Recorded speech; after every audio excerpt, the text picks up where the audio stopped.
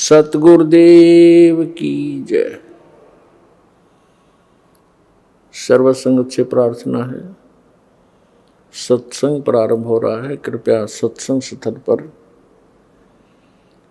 शांतिपूर्वक विराजमान होकर के श्रद्धा से सत्संग सुने।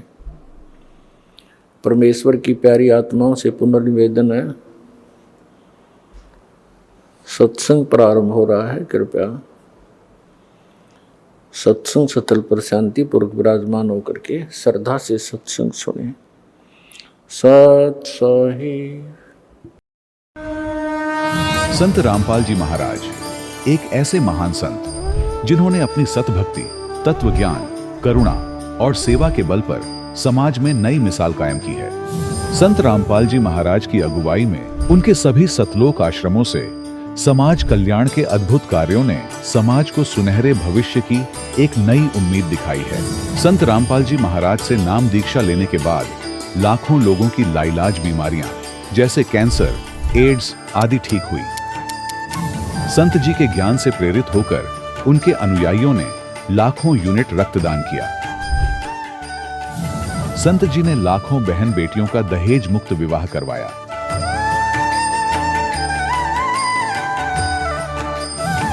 संत जी ने लाखों लोगों का नशा छुड़वाया, करोड़ों उजड़े परिवार बसे। संत जी के आश्रमों में समागम के दौरान निःशुल्क नेत्र चिकित्सा, दंत चिकित्सा प्रदान की जाती है। संत रामपाल जी महाराज द्वारा समय समय पर पर्यावरण संरक्षण के उद्देश्य से बड़े स्तर पर वृक्षारोपण किया जाता है। संत जी ने जरूरतमंदों को तत्काल राहत पहुंचाने के लिए एम्बुलेंस सेवा शुरू की। संत जी अपने अनुयायियों को देहदान के लिए प्रेरित करते हैं, जिससे मानवता की सेवा और चिकित्सा क्षेत्र में सुधार हो सके। संत रामपाल जी महाराज के सभी आश्रमों में हर रोज निःशुल्क भंडारा आयोजित किया जाता है, जहां हर वर्ग, हर जाति और हर धर्म के लोग एक साथ बैठकर भोजन करते हैं।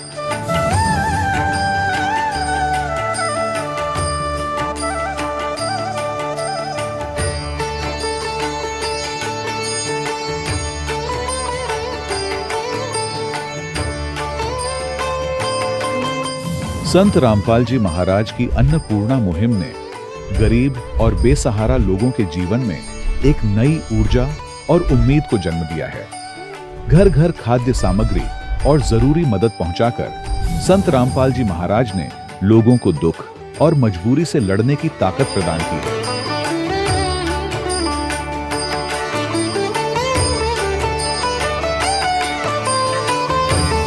संत रामपाल जी महाराज द्वारा गरीब लोगों के लिए घर बनवाने का अद्भुत कार्य एक ऐसी मिसाल कायम कर रहा है जो सदियों सदियों संत जी की उदारता और दया भावना के तौर पर जाना जाएगा।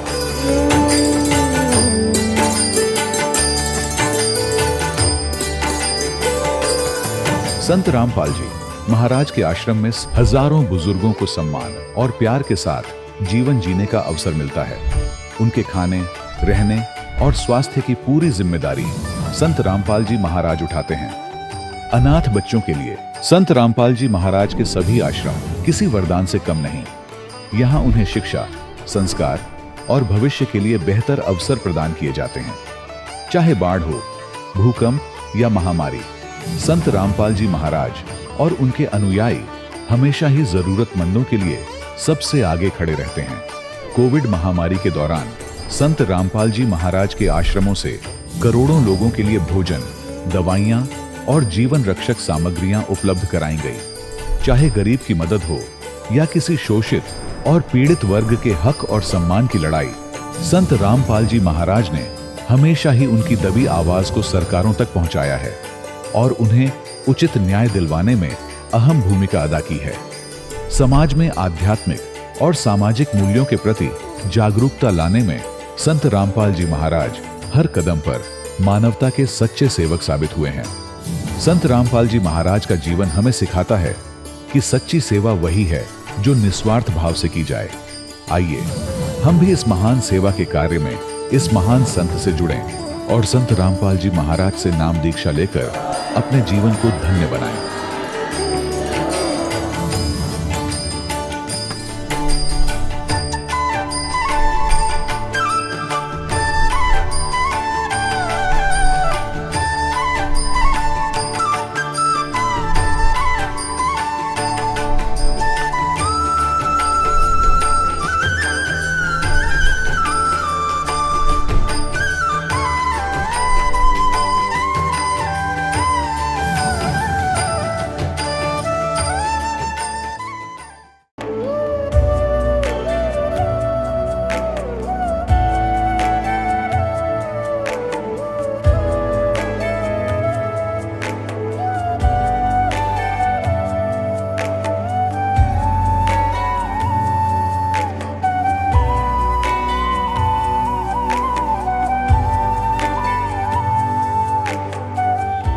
पवित्र श्रीमद् भागवत गीता, पवित्र चारों वेद, पवित्र कुरान शरीफ, पवित्र बाइबल, पवित्र गुरु ग्रंथ साहिब, पवित्र कबीर साहिब की वाणी में छुपे हुए गूढ़ रहस्य अर्थात तत्व को जानने के लिए कृपया अवश्य सुनिए जगत गुरु तत्वदर्शी संत रामपाल जी महाराज के मंगल प्रवचन। आज हम एक ऐसे त्योहार की बात करेंगे जो भाई बहन के प्यार और बंधन का जश्न मनाता है, जिसे हम रक्षाबंधन कहते हैं या यूं कहें राखी का पावन पर्व। हर साल सावन की पूर्णिमा को यह उत्सव देश भर में और विदेशों में बसे भारतीयों के बीच जोश खरोश से मनाया जाता है। इस दिन बहनें अपने भाइयों की कलाई पर राखी बांधती हैं, उनकी लंबी उम्र और खुशहाली की दुआ मांगती हैं। भाई भी जवाब में बहनों की हिफाजत का वचन देते हैं। मगर रुकिए, क्या यह रंगीन धागा सचमुच हमें हर मुसीबत से बचा सकता है? हर साल राखी का धूमधाम से आयोजन होता है, फिर भी असमय मृत्यु के आंकड़े कम होने का नाम क्यों नहीं लेते? क्या एक धागे की ताकत इतनी है कि वह हमें हर खतरे से ढाल दे, या हमें एक ऐसे रक्षक की तलाश है जो हर मुश्किल में सचमुच साथ दे? तो दोस्तों, आज के इस खास एपिसोड में हम रक्षाबंधन के पीछे छिपे कुछ अनछुए सवालों को टटोलेंगे। हम जानेंगे कि इस पर्व का असली मतलब क्या है और सच्चा रक्षक कौन हो सकता है। क्या हमें अपनी पुरानी परंपराओं पर आंखें बंद करके यकीन करते रहना चाहिए, या वक्त आ गया है कि हम एक ऐसे रक्षक की खोज करें जो हर तूफान में हमारा हाथ थामे? सवाल नंबर 1, रक्षाबंधन का ऐतिहासिक महत्व क्या है और क्या पवित्र ग्रंथ इन परंपराओं का समर्थन करते हैं? दोस्तों, रक्षाबंधन और श्रावण पूर्णिमा के ऐतिहासिक और धार्मिक महत्व की गुत्थी सुलझाने की कोशिश करते हैं। सुनने में आता है कि इस पर्व से जुड़ी कई कहानियां हैं। कोई कहता है कि देवी लक्ष्मी ने राजा बलि को राखी बांधी थी, तो कोई यमराज और यमुना जी की कहानी सुनाता है, जिसमें यमुना जी ने राखी बांधकर अमृतत्व का वरदान पा लिया। हर कोने में एक नई कहानी, हर गली में एक नया किस्सा। फिर श्रावण पूर्णिमा को भगवान शिव और विष्णु की पूजा का भी बड़ा महत्व बताया जाता है। कहते हैं, शिव जी ने समुद्र मंथन का विष पीकर दुनिया को बचाया और विष्णु जी ने वामन अवतार में राजा बलि को पाताल भेजकर प्रजा की रक्षा की। सुनने में तो सब बहुत पवित्र और भव्य लगता है, लेकिन क्या ये कहानियां हमारे शास्त्रों में कहीं लिखी हैं, या ये बस पीढ़ी दर पीढ़ी चलती आई लोक मान्यताएं हैं? जब हम वेदों, गीता और अन्य पवित्र ग्रंथों को खंगालते हैं, तो रक्षाबंधन या श्रावण पूर्णिमा की इन कहानियों का कोई ठोस सबूत नहीं मिलता। जी हां, आपने सही सुना। न राखी बांधने का जिक्र, न इन देवी देवताओं को धागा चढ़ाने की कोई बात। ये सारी परंपराएं लोक कथाओं की देन है, जो भले ही अच्छी लगती हैं, लेकिन शास्त्रों की कसौटी पर खरी नहीं उतरती। हमारे शास्त्र साफ कहते हैं कि सच्ची भक्ति ही रक्षा का रास्ता है, न कि राखी, व्रत या ऐसे अनुष्ठान जो बस लोक मान्यताओं पर टिके हों। हिंदू शास्त्रों में तो व्रत और राखी को शास्त्र विरुद्ध तक कहा गया है, एक तरह का मनमाना आचरण जो काल ब्रह्म ने हमें सच्ची भक्ति से भटकाने के लिए गढ़ा है। गीता जी में साफ लिखा है कि शास्त्र विरुद्ध साधना और व्रतों से कोई लाभ नहीं, बल्कि ये परमात्मा के आदेशों की अवहेलना है। श्रीमद् भगवद गीता, जिसे हिंदू धर्म का सबसे बड़ा धर्म ग्रंथ माना जाता है, में व्रत रखने के लिए साफ साफ मना किया गया है।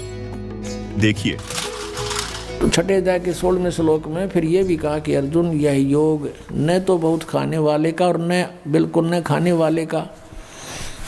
बहुत खाना तो यूँ है, पेट डडी पक्का खा ले, अंगड़ाई टूटे, भक्ति हो को ना। और बिल्कुल न खाना, व्रत रखना। व्रत रखना भी गीता में मना है, और ये व्रत रखवाओ एकादशी का, ये कहाँ से लाए? और न बहुत सहन करने वाले, सोने वाले का, और न अधिक जागने वाले का सिद्ध होता है। संत गरीबदास जी ने अमर ग्रंथ साहिब के सुमरण के अंग में कहा है, गरीब कोटिक तीर्थ व्रत करे, कोटि गज करे दान, कोटि अश्व बिपरौं दिए, मिटे न खैंचा तान। साथ ही व्रतों से होने वाली हानि का एक अन्य प्रमाण हम आपको हाथरस तुलसीदास द्वारा लिखित घट रामायण के पृष्ठ 242 से दिखाना चाहेंगे, जिसमें व्रत के बारे में बताते हुए लोमस ऋषि ने कहा है, सहस बरस एकादशी कीन्हा, अंत जन्म माखी कौलीन्हा, ऐसे बर्थ कीन्हा बहुतेरा, ता का सुनु बरतंत निबेरा, प्रथम एतवार को कीन्हा, ता से जन्म चील्ह कौलीन्हा, मंगल बहुविधि बरत रहाई, ता से जन्म सुवर कौपाई, अरु पुनि बरत तीज को कीन्हा, कूकर जन्म ताही से लीन्हा, अरु परदोस नेम से कीन्हा, खरकौ जन्म ताही से लीन्हा, बिति पात विधि से विधि कीन्हा, जन्म जाई बंदर कौ लीन्हा, नौमी बरत अष्टमी कीन्हा, तासे जन्म मूस कौ लीन्हा, अरु अनंत 14 पुनि कीन्हा, तासे जन्म ऊंट कौ लीन्हा, और चतुर्थी बरत बखाना, तासे जन्म भैंस का जाना, और बरत करे झार बनाई। पुनि मुक्ति हमने नहीं पाई। इन वाणियों का अनुवाद भी पढ़ें, जिसमें स्पष्ट लिखा है कि 1000 वर्षों तक एकादशी का व्रत किया और अंत में मक्खी का जन्म लिया। इसी प्रकार अनेक बार अनेक व्रतों को किया, उनका तुम वृत्तांत सुनो। सर्वप्रथम इतवार यानी रविवार का व्रत किया, उससे चील्ह का जन्म मिला। मंगल का व्रत अनेक प्रकार के रूपों में रहा, उससे मुझे सुअर का शरीर मिला। उसके बाद तीज का व्रत किया, उसके कारण मैंने कुत्ते का जन्म प्राप्त किया। इसके बाद नियम से प्रदोष व्रत रखा, उसके कारण गधे का जन्म लिया। नौमी तथा अष्टमी का व्रत किया, उससे मुझे मूस यानी चूहे का जन्म मिला। इसके बाद अनंत 14 का व्रत किया, उससे मुझे ऊंट का जन्म मिला। इसके बाद चतुर्थी का व्रत कहा गया, उससे भैंस का जन्म समझो।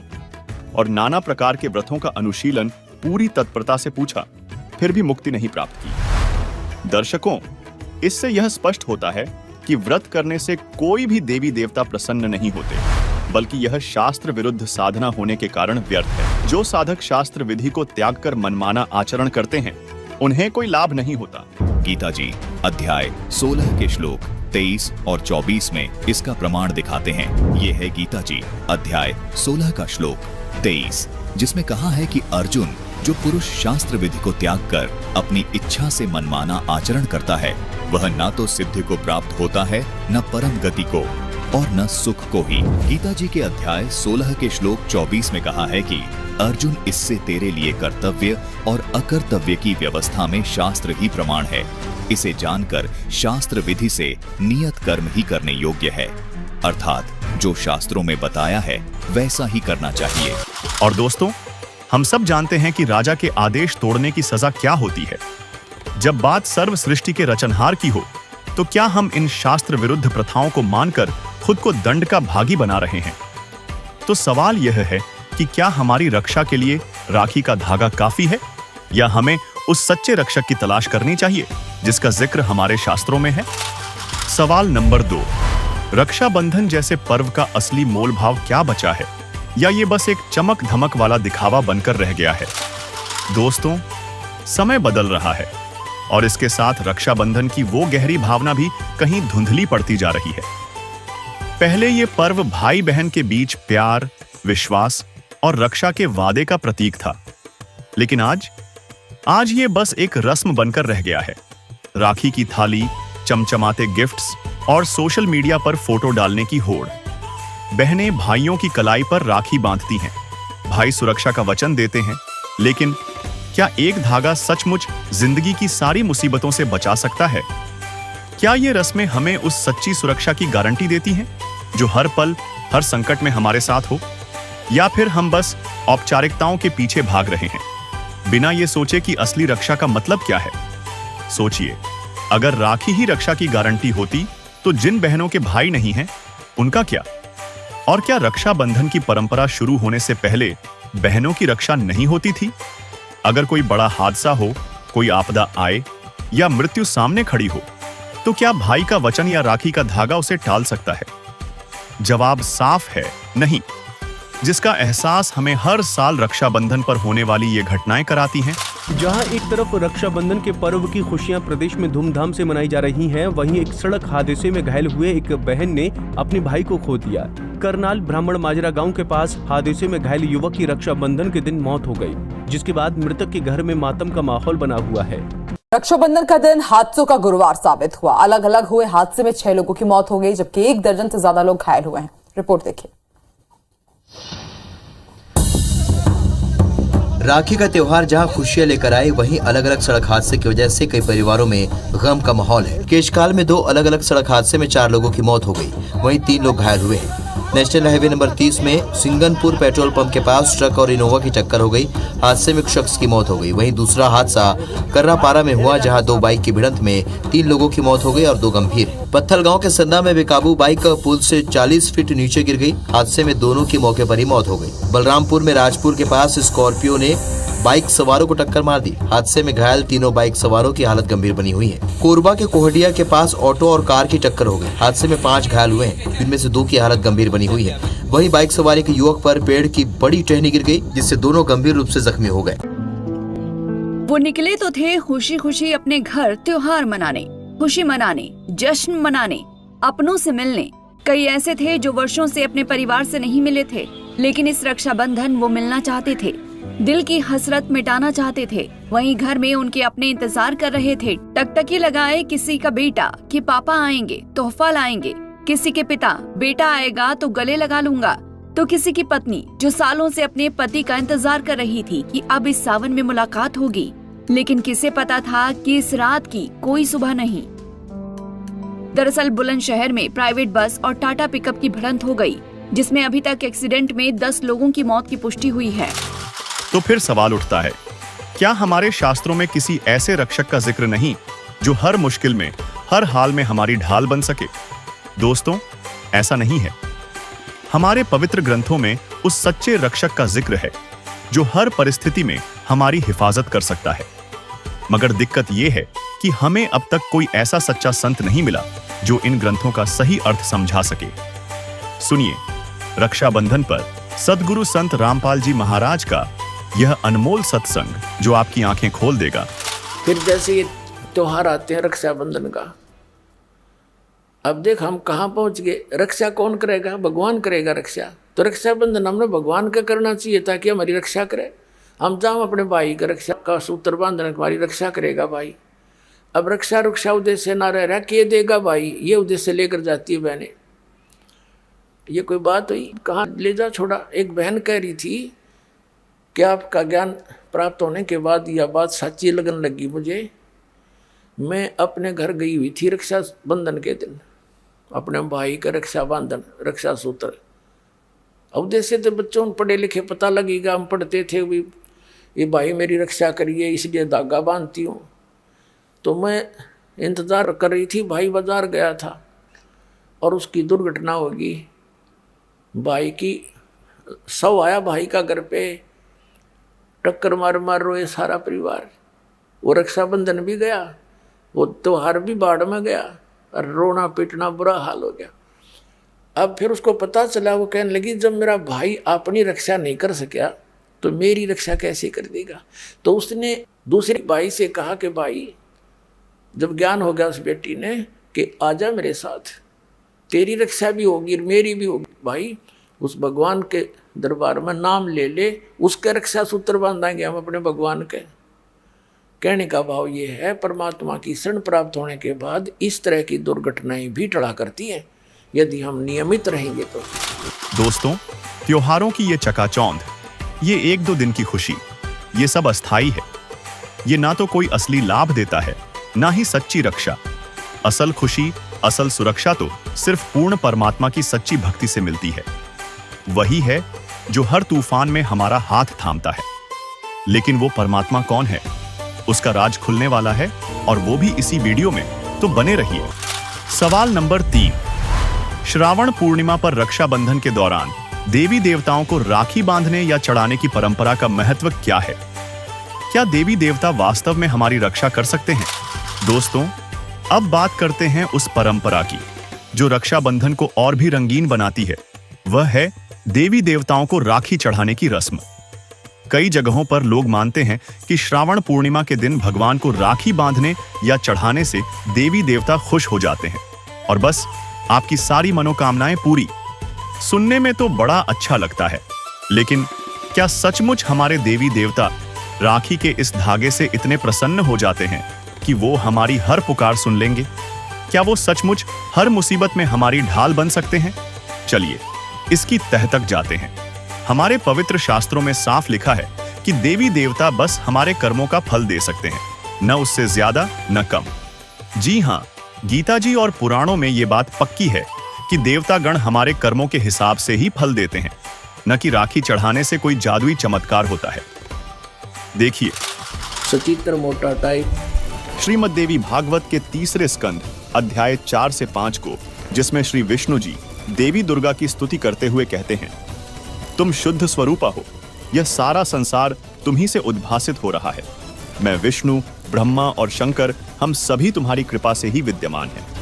हमारा आविर्भाव अर्थात जन्म और तिरोभाव अर्थात मृत्यु हुआ करता है, अर्थात हम तीनों देव नाशवान हैं। केवल तुम ही नित्य हो, जगत जननी हो, प्रकृति देवी हो। श्रीमद् देवी भागवत के इसी लेख में आगे भगवान शंकर बोले, देवी, यदि महाभाग विष्णु तुम्ही से प्रकट हुए हैं तो उनके बाद उत्पन्न होने वाले ब्रह्मा भी तुम्हारे ही बालक हुए। फिर मैं तमोगुणी लीला करने वाला शंकर क्या तुम्हारी संतान नहीं हुआ? अर्थात मुझे भी उत्पन्न करने वाली तुम ही हो। शिवे, संपूर्ण संसार की सृष्टि करने में तुम बड़ी चतुर हो। इस संसार की सृष्टि, स्थिति और संहार में तुम्हारे गुण सदा समर्थ हैं। उन्हीं तीनों गुणों से उत्पन्न हम ब्रह्मा, विष्णु एवं शंकर नियमानुसार कार्य में तत्पर रहते हैं। दोस्तों, देवी भागवत के इस लेख में शंकर जी स्पष्ट कह रहे हैं कि हम यानी ब्रह्मा, विष्णु व शिव, हम तीनों नियमानुसार कार्य में तत्पर रहते हैं। अर्थात किसी के भाग्य में सुख है तो सुख, दुख है तो दुख प्राप्त होगा, उसमें हम परिवर्तन नहीं कर सकते।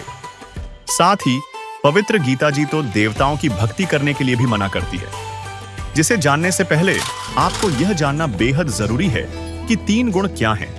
तभी आपको गीता का वह रहस्य युक्त ज्ञान समझ में आएगा, जिसे संत रामपाल जी के अतिरिक्त किसी ने भी आज तक नहीं बताया।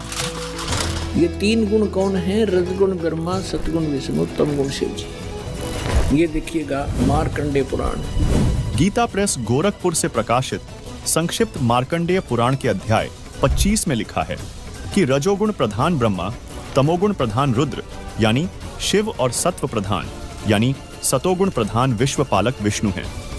ये ही 3 देवता हैं और ये ही 3 गुण हैं। और थोड़ा सा पक्का कर दूं, ये देखिएगा, ये है श्रीमद् देवी भागवत। देखिए, खेमराज श्री कृष्ण दास प्रकाशन, बंबई से प्रकाशित श्रीमद् देवी भागवत भाग 1 के 3 स्कंध के अध्याय 5 श्लोक 8 में भगवान शंकर बोले, हे मात, यदि हमारे ऊपर आप दयायुक्त हो तो मुझे तमोगुण क्यों बनाया?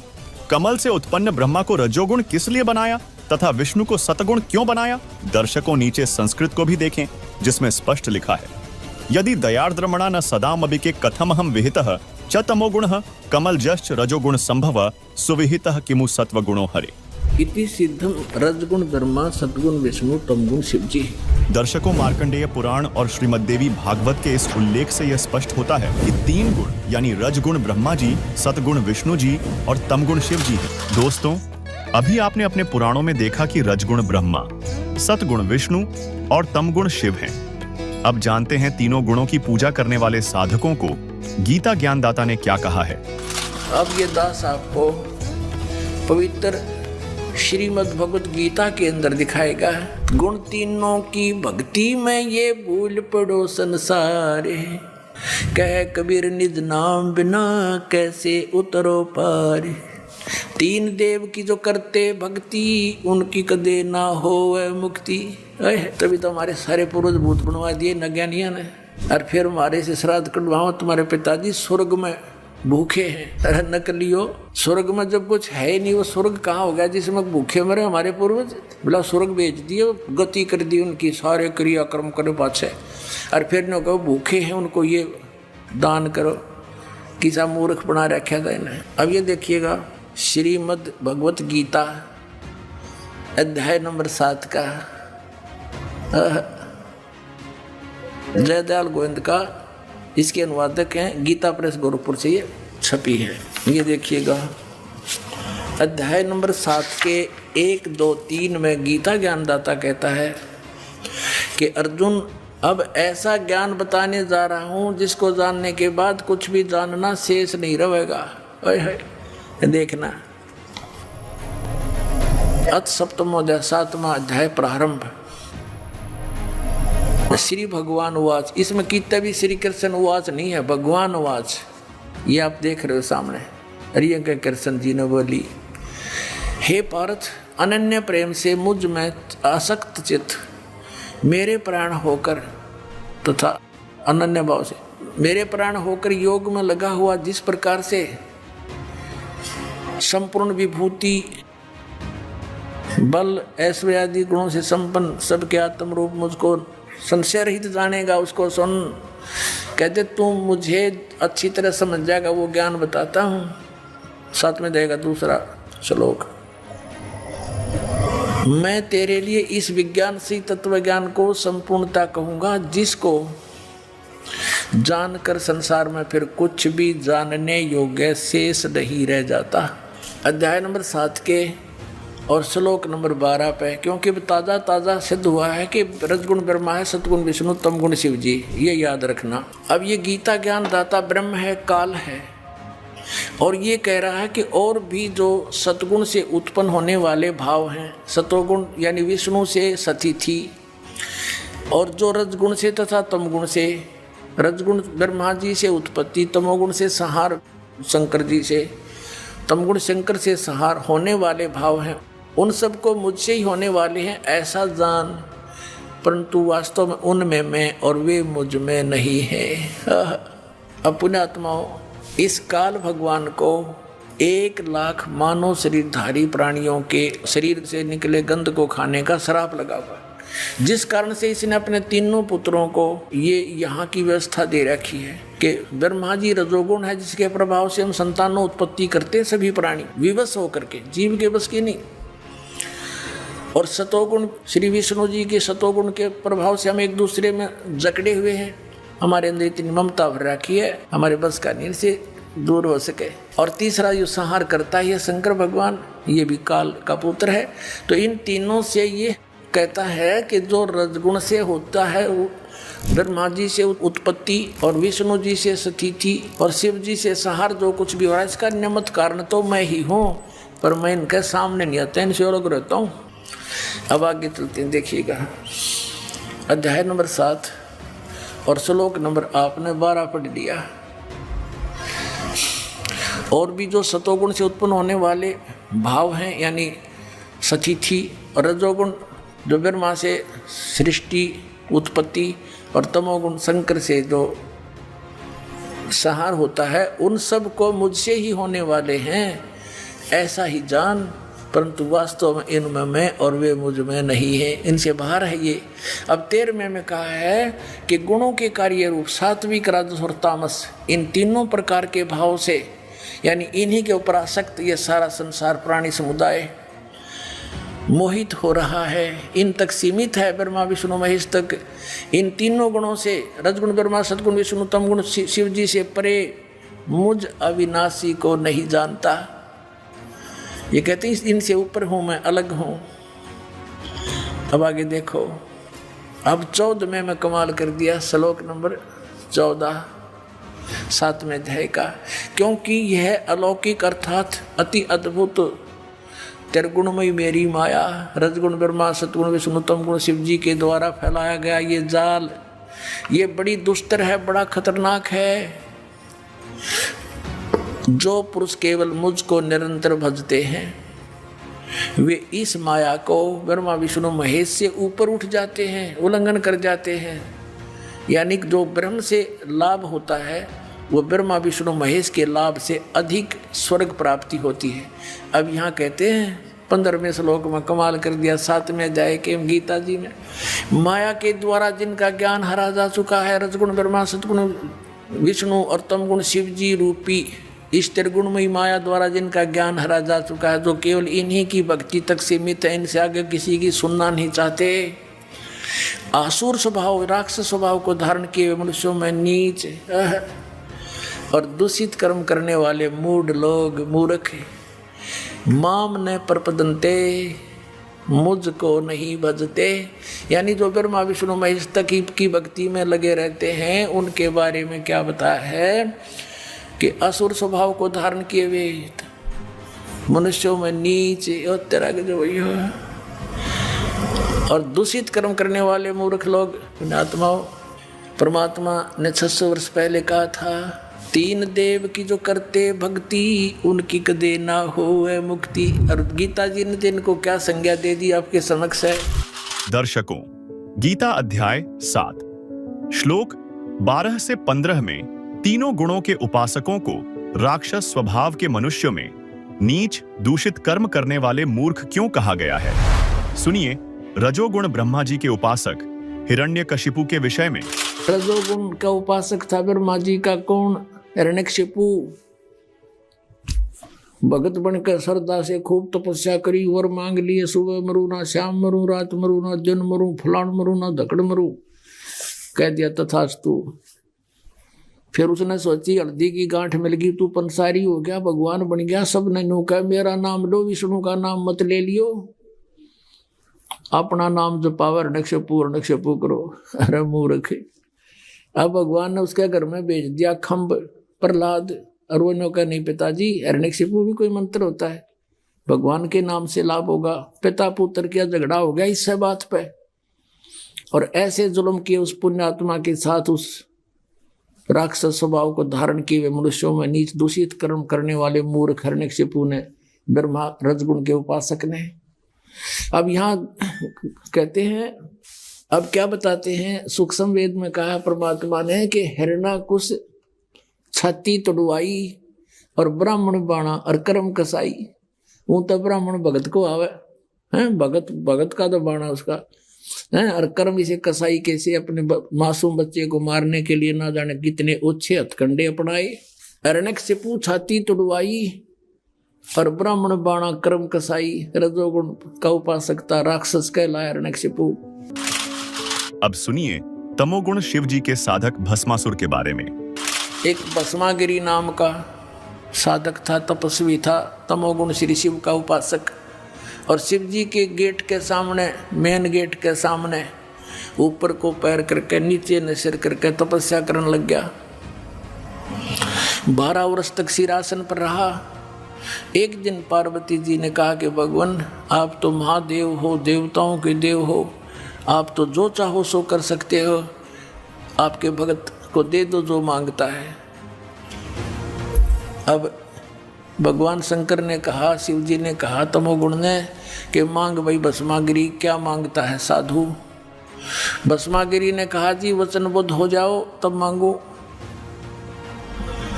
भगवान शिव ने कहा ठीक है भाई मैं वचनबद्ध हो गया, प्रतिज्ञा करता हूँ तू मांगेगा वही दे दूंगा, वचन है मेरा। उसी से मैं सीधा खड़ा हो गया और कहने लगा भगवान ये भस्म कड़ा दे दो जो आपने हाथ में पहन रखा है। उस भस्म कड़े में एक शक्ति थी, उसको मालूम था कि जिसके सिर के ऊपर ऐसे करके यूं कह दिया कि भस्म, वो व्यक्ति, वो पशु पक्षी भस्म हो जाता था। अब जो ही भगवान शंकर ने वचनबद्ध होने के कारण वो अपना प्रिय कड़ा भी दे दिया, ये सोचकर कि साधु संत है, जंगल में रहता है, हिंसक पशुओं से बचने के लिए, राक्षसों से बचने के लिए ले रहा होगा, दे दिया। जो ही कड़ा हाथ में आया और एकदम ठाके मारकर हंसने लगा कि शंकर होले होशियार, तुझे मारूंगा और पार्वती को अपनी पत्नी बनाऊंगा। हा हा हा। अब उसने यूं किया, शंकर भगवान जान गया कि तो एकदम चेंज हो गया सारा, इसका तो आओ भाव बदल गया नीच का। भगवान शंकर ने डांक ठोक दी, फुल स्पीड तक भाग लिया, 100 की स्पीड तक। आगे आगे भगवान और पीछे पीछे पुजारी जा खखाट पटा। तो परमात्मा ने आके रजा करी, उनके शंकर जी के और उस पुजारी के बीच में आकर पार्वती रूप बना के खड़े हो गए खुद परमात्मा। और वो तो पार्वती के लिए भाग ही रहा था, उसने सोचा चल 2 बात कर लेता हूँ, पार्वती से रुक गया। अब पार्वती रूप में परमात्मा ने कहा कि आप रुक जाओ, क्यों भागे जा रहे हो, आओ बैठो 2 बात करेंगे। अब शंकर जी तो आपके निकट आ नहीं सकता, 100 किलोमीटर तो उड़ा नहीं डटे भी हो। अब वो निश्चिंत होकर खड़ा हो गया। पार्वती रूप में प्रभु ने कहा कि मुझे कुछ डांस करके दिखा ताकि मेरा मन प्रसन्न हो, आपको पसंद करूं। वो कहने लगा मैंने नाचना तो ना आता, मैं साधु संत, मैंने तपस्या की है। तो पार्वती रूप में भगवान ने कहा कि मैं सिखाती हूँ तुझे, पहले डांस करके दिखा मुझे। इस हाथ को ऐसे कर, इस पैर को ऐसे कर, इसको ऐसे कर, इसको ऊपर ला, इसको नीचे कर। धीरे धीरे जिस हाथ में उसको कड़ा था वो सिर पर आ गया ना, तो उस बूढ़ी बूझ के जब कह दिया भस्म, वो भस्मागिरी नष्ट हुआ।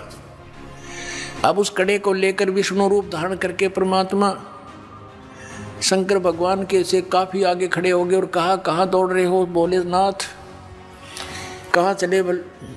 शंकर जी कहाँ जा रहे हो? कि भाग ले विष्णु, भाग ले, पीछे एक दुष्ट आ रहा है, उसने मेरे से धोखा किया है।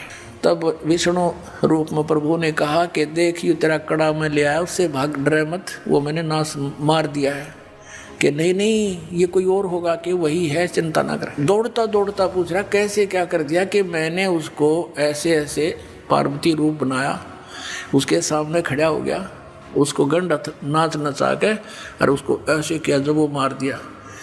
शंकर भगवान ने कहा, मुझे उसकी वो ऐसे दिखा दे, राख कहाँ से जड़ा है। वो ला के दिखा लिया ना कि यो पड़ा उसकी राख। जब कलेजे की धड़कन बंद हुई भगवान शिव जी की, जिसको अविनाशी कहा करते, अजरो अमर मृत्युंजय कालज सर्वेश्वर महेश्वर। बताओ, ये थे हमारे टीचर हिंदू धर्म के, नकली गुरु, मूर्ख बना रहे हमारे को हजारों वर्षों से। अपने आत्माओं, ये तो 2 गुणों के पुजारियों का निर्णय हो गया। किसे थे?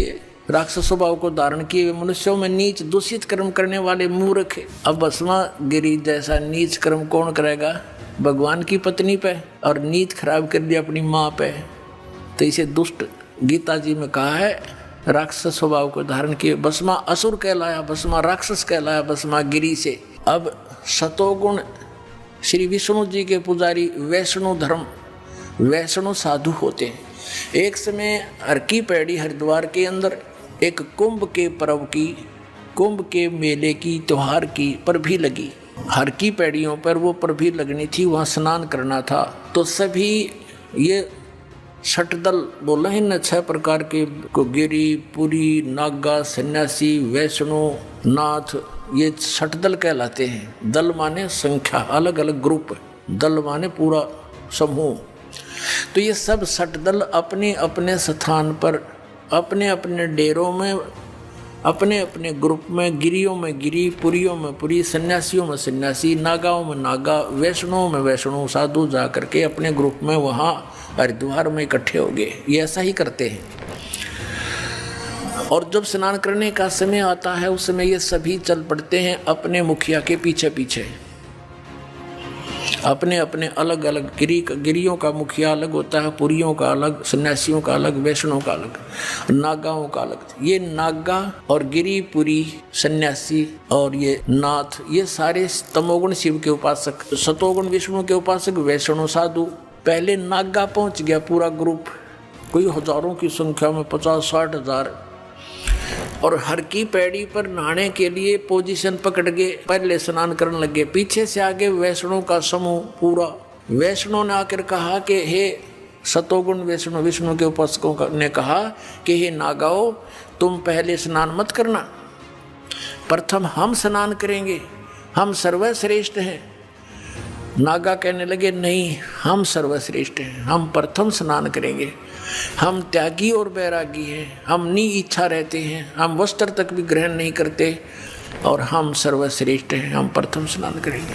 अब वैष्णो साधु कहने लगे, वो संत, कि तुम काहे के श्रेष्ठ हो, हैं? तुम नंगे फिरते हो पशु की तरह, राख लपेटे रहते हो, आज तुम नहाने वाले बन गए, शरड फिरडो, टट्टी के हाथ भी ना धोते तुम, आज प्रथम स्नान करने पर तुल गए हो। अब इतनी बात से वो क्षुब्ध हो गए। कौन? नागा। भगवान भूल गए, वो कुंभ का मेला की पर्व भी भूल गए, उल्टे फिर गए एकदम। और उसने उनके बाल पकड़ लिया, उसने उनके गुट्टम गुट्टा, फिर तलवार निकाल लाए, तीर मारे एक दूसरे के, पूरी छुरी घोंप दे, कत्लेआम कर दिया। 25,000 ये त्रिगुणोपासक कटका मर गए वहाँ हर की पैड़ी हरिद्वार के अंदर। ओए होए। अब इसके विषय में सुख संवेद में कहा है, तीर तुपक तलवार कटारी जमदड़ जोर बधावे हैं, हर पैड़ी हर हेत न जाण्या वाजा तेग चलावे हैं। काटे शीस नहीं दिल करुणा ये जग में साध कमावे हैं। जो जन इनके दर्शन को जावे उनको भी नरक पठावे हैं। ओए होए, 4 पंक्तियों में निर्णय दे दिया सुख संवेद में परमात्मा ने, कबीर भगवान ने, कि तीर तुपक तलवार कटारी और डट के लठ बजावे हैं, जमदड़ जोर बजावे हैं। और हर पैड़ी हर हेत नहीं जाना, हर की पैड़ी कहें भगवान की छाती पे कत्लेआम कर डाला। हर पैड़ी हर हेत नहीं जाना, वहाँ जा तेग यानी तलवार चलावे हैं। और काटे शीस नहीं दिल करुणा ये जग में साध कमावे हैं। इन्हें तुम संत भी कहते हो। और जो जन इनके दर्शन को जावे उनको भी नरक पठावे। उन भी ये पाठ पढ़ाओगे, ऐसे उनको बना देंगे। आज तक ये कैसा जुल्म करते रहे, हिंदू मुसलमानों को मार डालते हैं इन्हीं के बहकाए हुए, और मुसलमान हिंदुओं का काट डालते हैं, और काजी और मुल्लाओं के बहकाए हुए। तो पुण्यात्माओं, जब तक हम तत्व ज्ञान से परिचित नहीं होंगे, हमारी ऐसे ही ये हमारी दुर्बुद्धि बनाए रखते हैं, हमारा दुरुपयोग करते हैं ये मूर्ख लोग अपने स्वार्थ के वास्ते, ये गुरु।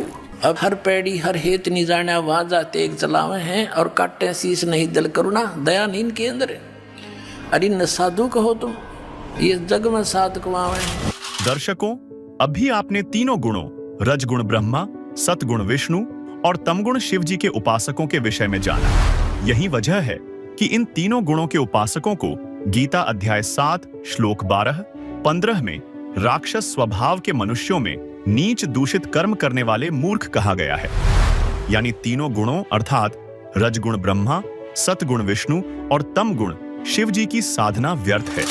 और अगर बात रक्षा की करें तो थोड़ा सोचिए, हम श्री राम और श्री कृष्ण जैसे विष्णु अवतारों के जीवन को देखें जिन्हें तमाम कष्ट झेलने पड़े, या फिर भस्मासुर की कहानी याद करें जिसमें शिव जी को अपनी जान बचाने के लिए इधर उधर भागना पड़ा। अब बताइए, जब ये देवता अपनी रक्षा में इतने लाचार थे तो क्या वो हमारी हर मुसीबत में हमें बचा लेंगे? ये तो वही बात हुई कि जिसके पास छाता नहीं वो बारिश में हमें कैसे बचाएगा। गीता जी में तो साफ साफ देवताओं की भक्ति को मना किया गया है। शास्त्र कहते हैं कि सच्ची भक्ति और रक्षा का रास्ता कहीं और है, लेकिन हम हैं कि राखी, व्रत और रस्मों के चक्कर में फंसकर असली रक्षक को भूल बैठे। तो सवाल यह है कि जब देवी देवता ही हमारी पूरी रक्षा नहीं कर सकते, तो क्या हमें उस सच्चे रक्षक की तलाश नहीं करनी चाहिए जो हर हाल में, हर संकट में हमारा साथ दे? सवाल नंबर 4, आखिर वो सच्चा रक्षक, वो पूर्ण परमात्मा कौन है जो न सिर्फ हमारी रक्षा कर सकता है बल्कि हमारी आयु भी बढ़ा सकता है? दोस्तों, समाज में तो परमात्मा को लेकर जितने लोग उतनी बातें। कोई शिव जी को पूर्ण परमात्मा मानकर माथा टेकता है, कोई विष्णु जी को सर्वोपरि ठहराता है, तो कोई कहता है परमात्मा तो निराकार है। लोग शास्त्रों को किनारे रखकर मनमानी भक्ति में डूबे हैं, कभी राखी, कभी व्रत, कभी अनुष्ठान। लेकिन सवाल यह है कि क्या इन सब का बोझ ढोने से सचमुच वो आत्मिक सुख मिलता है? क्या इनसे जिंदगी की रक्षा हो पाती है? जवाब है नहीं। क्यों? क्योंकि लोग उन भगवानों की पूजा में लगे हैं जो पूर्ण परमात्मा है ही नहीं। ये तो वैसा ही है जैसे गलत नंबर डायल करके सही इंसान से बात करने की उम्मीद करना। हमारे पवित्र वेद और शास्त्र साफ बताते हैं कि सच्चा रक्षक वही पूर्ण परमात्मा है जो हर संकट में हमारी ढाल बन सकता है। लेकिन उसका नाम क्या है? लोग तो बस अनुमान के घोड़े दौड़ा रहे हैं। वेदों में उस सच्चे परमात्मा का जिक्र है जो न सिर्फ हमारी जिंदगी को सुरक्षित रखता है बल्कि हमें असली आध्यात्मिक सुख भी देता है। दर्शकों, वेद हमारे सबसे पुरातन धर्म ग्रंथ हैं, जिन्हें प्रत्येक व्यक्ति सत्य मानता है और यह भी मानता है कि इनमें जो ज्ञान दिया गया है वह प्रभु द्वारा प्रदत्त ज्ञान है जिसमें पूर्ण परमात्मा की महिमा दी गई है। तो हम इन्हीं वेदों से जानते हैं कि आखिर आदि पुरुष नारायण यानी सनातन पूर्ण परमात्मा, परम अक्षर ब्रह्म कौन है जिसने सर्व सृष्टि की रचना की है। दर्शकों, इस सृष्टि के सृजनहार के विषय में ऋग्वेद मंडल 1 सूक्त 1 मंत्र 5 में कहा गया है कि सर्व सृष्टि रचनहार कुल का मालिक कबीरदेव अर्थात कबीर परमात्मा है, जो तेजोमय शरीर युक्त है, जो साधकों के लिए पूजा करने योग्य है, जिसकी प्राप्ति तत्वदर्शी संत के द्वारा बताए वास्तविक भक्ति मार्ग से देव स्वरूप भक्त को होती है। फिर ऋग्वेद मंडल 9 सूक्त 94 मंत्र 3 में वेद ज्ञान दाता ने कहा है कि जो पूर्वोक्त परमात्मा कवियों की भूमिका करके अपना तत्व ज्ञान प्रदान करता है वह कबीर देव अर्थात कबीर प्रभु है, जिसकी प्रभुता सर्व ब्रह्मांडों के प्रभुओं पर है। वह सदा एक रस रहता है अर्थात मरता व जन्मता नहीं है। वह मनुष्य सदृश शरीर से सुशोभित है। वहीं अथर्व वेद कांड 4 अनुवाक 1 मंत्र 7 में लिखा है कि जो परमेश्वर अचल अर्थात वास्तव में अविनाशी सबसे बड़ा स्वामी अर्थात परमेश्वर आत्मा का आधार जो पूर्ण मुक्त होकर सतलोक गए हैं, उनको सतलोक ले जाने वाला, सर्व ब्रह्मांडों का रचनहार, काल ब्रह्म की तरह धोखा न देने वाला ज्यों का त्यों, वह स्वयं कबीरदेव अर्थात कबीर प्रभु है। यही परमेश्वर सर्व ब्रह्मांडों व प्राणियों को अपनी शब्द शक्ति से उत्पन्न करने के कारण माता भी कहलाता है तथा पिता तथा भाई भी वास्तव में यही है तथा परमेश्वर भी यही है। दर्शकों, वेदों के इन सभी प्रमाणों से स्पष्ट हुआ कि वास्तव में पूर्ण परमात्मा परम अक्षर ब्रह्म कबीर परमात्मा है, जिन्होंने इस सृष्टि को बनाया और उन्हीं की शास्त्र अनुकूल भक्ति करने से हमारी आयु बढ़ सकती है। दर्शकों, अब आपको बताते हैं कि कबीर जी परमात्मा क्यों हैं तथा उनके परमात्मा होने का प्रमाण किन किन धर्म ग्रंथों में दिया गया है तथा उनको परमात्मा सिद्ध करने वाले गवाह कौन कौन हैं। जैसे हमारे देश के प्रधानमंत्री के शरीर का नाम तो अन्य होता है और पद का नाम प्रधानमंत्री होता है, ठीक इसी प्रकार कबीर परमात्मा अर्थात कबीर देव सतलोक में सतपुरुष रूप में सिंहासन पर राजा के समान विराजमान हैं, जो कि चारों युगों सतयुग, त्रेता युग, द्वापर युग और कलयुग में सह शरीर प्रकट होते हैं। सतयुग में सत सुकृत कह टेरा, त्रेता नाम मुनीन्द्र मेरा, द्वापर में करुणामय कहाया, कल युग नाम कबीर धराया। कबीर परमात्मा सतयुग में सत सुकृत नाम से आए, त्रेता युग में मुनीन्द्र ऋषि रूप में आए, द्वापर युग में करुणामय नाम में आए तथा कलयुग के 49,106 वर्ष बीत जाने के बाद सन 1398 में कबीर परमात्मा आध्यात्मिक शिक्षा का केंद्र माने जाने वाली प्रसिद्ध काशी नगरी में अपने वास्तविक कबीर नाम से प्रकट हुए तथा वेदों में वर्णित परमात्मा की लीला के अनुसार कवियों की तरह आचरण करते हुए अपने तत्व ज्ञान का प्रचार दोहों कविताओं के माध्यम से करना प्रारंभ किया। दर्शकों, यहाँ आपको स्पष्ट कर दें कि जिस तरह तुलसीदास जी ने रामचरितमानस के बालकांड दोहा 143 की चौपाई 3 में वेद को वेद लिखा है, ठीक इसी प्रकार वेदों में परमात्मा का नाम कबीरदेव है, जिन्हें स्थानीय भाषा में संतों ने कबीर साहिब कहा है तथा संस्कृत में कबीर को कबीर ही लिखा जाता है। यह संस्कृत के इन विद्वानों द्वारा ही लिखा गया है। दर्शकों, अब देखिए कबीर परमात्मा के ढेरों प्रमाण ऋग्वेद से। ऋग्वेद मंडल 9 सूक्त 31 मंत्र 2, ऋग्वेद मंडल 9 सूक्त 20 मंत्र 1, ऋग्वेद मंडल 9 सूक्त 96 मंत्र 17, ऋग्वेद मंडल 9 सूक्त 86 मंत्र 26, ऋग्वेद मंडल 9 सूक्त 82 मंत्र 2, ऋग्वेद मंडल 1 सूक्त 1 मंत्र 5, ऋग्वेद मंडल 1 सूक्त 11 मंत्र 4, ऋग्वेद मंडल 1 सूक्त 188 मंत्र 1। दर्शकों, अब देखिए कबीर परमात्मा के ढेरों प्रमाण यजुर्वेद से। यजुर्वेद अध्याय 40 मंत्र 8, यजुर्वेद अध्याय 5 मंत्र 32, यजुर्वेद अध्याय 29 मंत्र 25, यजुर्वेद अध्याय 28 मंत्र 34। दर्शकों, अब देखिए कबीर परमात्मा के ढेरों प्रमाण सामवेद से। सामवेद मंत्र संख्या 30, सामवेद मंत्र संख्या 359, सामवेद मंत्र संख्या 822, सामवेद मंत्र संख्या 920, सामवेद मंत्र संख्या 935, सामवेद मंत्र संख्या 968, सामवेद मंत्र संख्या 1094, सामवेद मंत्र संख्या 1131, सामवेद मंत्र संख्या 1175, सामवेद मंत्र संख्या 1204, सामवेद मंत्र संख्या 1250, सामवेद मंत्र संख्या 1286, सामवेद मंत्र संख्या 1318, सामवेद मंत्र संख्या 1400, सामवेद मंत्र संख्या 1562, सामवेद मंत्र संख्या 1711, सामवेद मंत्र संख्या 1774। दर्शकों, अब देखिए कबीर परमात्मा के ढेरों प्रमाण अथर्व वेद से। अथर्व वेद कांड 4 अनुवाक 1 मंत्र 7, अथर्व वेद कांड 5 अनुवाक 1 मंत्र 5, अथर्व वेद कांड 5 अनुवाक 12 मंत्र 1, अथर्व वेद कांड 5 अनुवाक 13 मंत्र 1, अथर्व वेद कांड 7 अनुवाक 14 मंत्र 1, अथर्ववेद कांड 8 अनुवाक 3 मंत्र 20, अथर्ववेद कांड 9 अनुवाक 9 मंत्र 15, अथर्ववेद कांड 13 अनुवाक 1 मंत्र 11, अथर्ववेद कांड 18 अनुवाक 3 मंत्र 63, अथर्ववेद कांड 20 अनुवाक 77 मंत्र 3। दर्शकों, अभी आपने चारों वेदों से कबीर परमेश्वर जी का प्रमाण देखा। आइए अब देखते हैं अन्य सदग्रंथों में कबीर साहिब जी का प्रमाण। ये है श्रीमद् भगवद गीता अध्याय 8 श्लोक 9 में कबीर परमेश्वर का स्पष्ट प्रमाण है। ये है रामचरितमानस अयोध्या कांड दोहा 109 की चौपाई 4 में कबीर परमेश्वर की ओर इशारा किया गया है।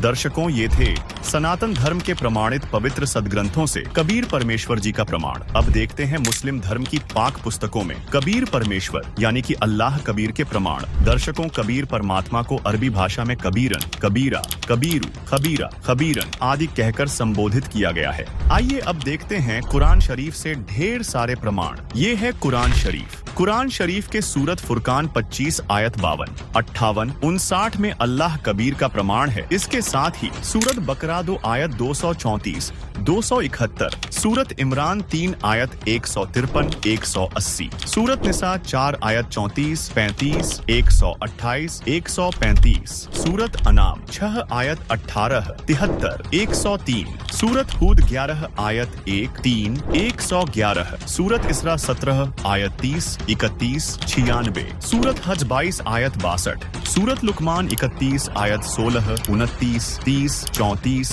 सूरत अहजाब 33 आयत 34, 63, 68, सूरत सबा 34 आयत 1, 23, सूरत फातिर 35 आयत 14, 32, सूरत मुआमिनी 40 आयत 12, सूरत हुजुर्रात 49 आयत 13, सूरत तहरीम 66 आयत 3, सूरत मुल्की 67 आयत 9, 12, 14, सूरत आदियात 100 आयत 11। दर्शकों, अभी आपने इस्लाम धर्म के पवित्र ग्रंथों से प्रमाण देखा कि कबीर परमेश्वर जी हैं। अब देखते हैं ईसाई धर्म की पवित्र पुस्तक बाइबल से कबीर परमेश्वर जी यानी ऑलमाइटी गॉड कबीर का प्रमाण देखिए। ऑर्थोडॉक्स जूविश बाइबल ईयोब 36 आयत 5। दर्शकों, अब देखते हैं सिख धर्म के पवित्र ग्रंथों में कबीर परमेश्वर यानी कि रब कबीर का प्रमाण देखिए। यक अर्ज गुफ्तम पेश तो दर घोष कुन करता, हक्का कबीर करीम तू बेब परवरदिगार, नानक बुगोयद जनू तुरा तेरे चाकराम पाखाक। गुरु ग्रंथ साहिब पृष्ठ 1350, 487। दर्शकों, अभी आपको चारों धर्मों के पवित्र ग्रंथों से कबीर परमेश्वर जी के प्रमाण दिखाए गए। अब देखते हैं अन्य प्रमाण जिससे सिद्ध होता है कि परमात्मा का नाम कबीर ही है। ये है कबीर सागर। इसमें स्वयं कबीर साहिब जी ने गोरखनाथ से ज्ञान चर्चा के दौरान अपना भेद बताया था। देखिए ये प्रमाण। अवधु अविगत से चल आया, कोई मेरा भेद मर्म नहीं पाया, ना मेरा जन्म न गर्भ बसेरा, बालक नए दिखलाया, काशी नगर जल कमल पर डेरा, तहाँ जुलाहे ने पाया, माता पिता मेरे कछु नहीं, न मेरे घर दासी, जुल्हा को सुत आन कहाया, जगत करे मेरी हांसी, 5 तत्व का धड़ नहीं मेरा, जानू ज्ञान अपारा, सत्य स्वरूपी नाम साहिब का, 100 है नाम हमारा, अधर दीप सतलोक गगन गुफा में, तहाँ निज वस्तु सारा, ज्योति स्वरूपी अलख निरंजन, ब्रह्म भी धरता ध्यान हमारा, हाड़ चाम लोहू नहीं मोरे, जाने सत्य नाम उपासी, तारण तरण अभय पद दाता, मैं हूँ कबीर अविनाशी।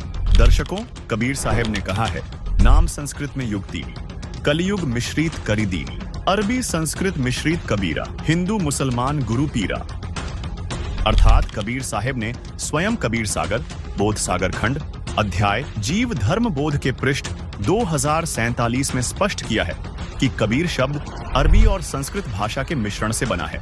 इसके अलावा कबीर साहिब की साखी भाग 2 के पृष्ठ 164, 165 पर कबीर, कबीर, कबीरा और कबीर सभी शब्दों का उल्लेख किया गया है।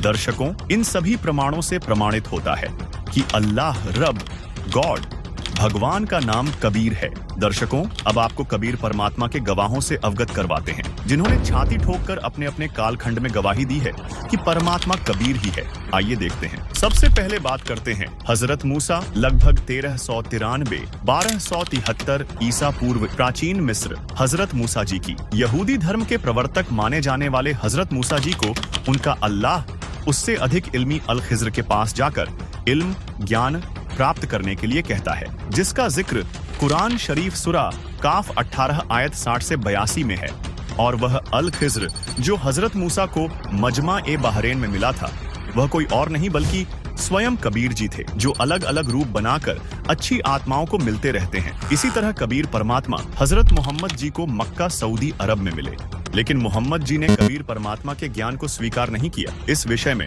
संत गरीबदास जी ने कहा है, होते नबी मोहम्मद पीरा जाकू मुर्शिद मिले कबीरा, उलट मोहम्मद महल पठाया, गुज बीरज एक कलमा धाया, रोजा बंग निवास दई रे, बिस्मिल की नहीं बात कही रे, चार यार मिल मसलत भीनी, गऊ पकड़कर बिस्मिल की ही, तब हम मोहम्मद याद किया रे, शब्द स्वरूपी बेग गया रे, मुई गऊ हम बेग जिवाई, तब मोहम्मद के निश्चय आई, तुम्हा सत कबीर अलह दरवेशा, मोमिन मोहम्मद का गया अंदेशा। इसके अलावा कबीर परमात्मा हजरत अली सऊदी अरब को मिले, उन्हें कलमा प्रदान किया था। इस बारे में सूक्ष्म वेद में कहा गया है, गरीब अली अलह का शेर है, सीना स्वाफ शरीर, कृष्ण अली एकई कली, न्यारी कला कबीर, गरीब अली अलीलों हो गए, मोहम्मद पदम 50, कबीर एक का एक है, करो तास की आश। अब्राहिम अधम सुल्तान, बल्ख इराक। बल्ख शहर के बादशाह अब्राहिम अधम सुल्तान को कबीर परमात्मा अनेकों बार मिले, तब कहीं जाकर अधम सुल्तान का कल्याण हुआ तथा अपनी पुस्तक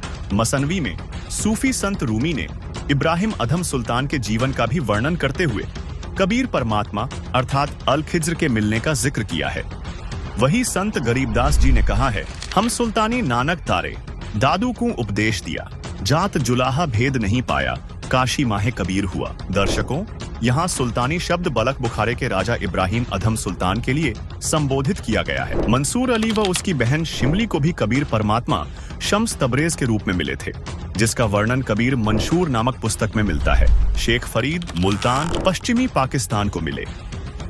सूफी संत रूमी कोन्या तुर्की को कबीर परमात्मा शम्स तबरेज के रूप में 15 नवंबर 1244 को कोन्या में मिले, जिसके बाद रूमी ने अपने मुर्शिद गुरु शम्स तबरेज की बड़ाई में लिखी 2 रचनाओं मसनावी और दीवान ए कबीर में भी कबीर परमात्मा अर्थात अल खिज्र का जिक्र किया है।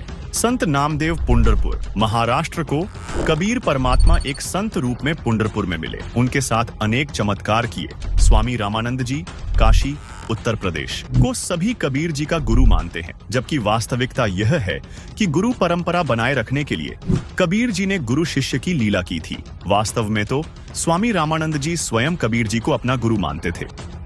रामानंद जी ने परमेश्वर कबीर जी के विषय में कहा है, बोलत रामानंद जी सुन कबीर करतार, गरीबदास सब रूप में तुम ही बोलनहार, तुम साहिब तुम संत हो, तुम सदगुरु तुम हंस, गरीबदास तुम रूप बिन और न दूजा अंश, दोहू ठौर है एक तू, भया एक से दोए, गरीबदास हम कारणे उतरे हो मगजोय, तैमूर लंग उज्बेकिस्तान, रोटी तैमूर लंग कू दीन ही, ताते 7 पादशाही लीन ही, गरीब तैमूर लंग को तालिब मिले, एक रोटी की चाह है, जिंदा रूप कबीर धरही, सुनी तैमूर लंग की माए, गरीब तैमूर लंग हुमियों रहे, मन में कुछ न चाह, मौज मेहर मौला करी, दीनिया तख्त बैठाए, गरीब हिंद जिंद सभी दी, सेतबंद लगसीर, गड़गजनी ताबे करी, जिंदा इसम कबीर, गरीब 7 सहीसल नीकली, पीछे डिगमग खयाल, तैमूर लंग और औरंगजेब लंग, इन पर नजर निहाल। संत रविदास काशी उत्तर प्रदेश और कबीर जी समकालीन थे। पहले रविदास जी ने रामानंद जी को गुरु बनाया था, लेकिन कबीर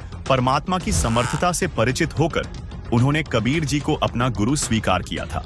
गरीब अनभय कठी रैदास को मिल गए पीर कबीर, मगर बीच झगड़ा मंडिया पाया नहीं शरीर। धर्मदास जी मध्य प्रदेश। आज मोहे दर्शन दियो जी कबीर, सत्यलोक से चलकर आए काटन जम की जंजीर, थारे दर्शन से म्हारे पाप कटत हैं, कल होवे जी शरीर, अमृत भोजन म्हारे सतगुरु जी मई, शब्द दूध की खीर, हिंदू के तुम देव कहाए, मुसलमान के पीर, दोनों दीन का झगड़ा छिड़ गया, टोहे ना पाए शरीर। धर्मदास की अर्ज गोसाई, बेड़ा लंघाइयो परले तीर। संत जम्भेश्वर जी पीपासर नागौर राजस्थान, कबीर परमेश्वर सतगुरु रूप में विश्नोई पंथ के संस्थापक संत जम्भेश्वर जी को समराथल राजस्थान में मिले थे।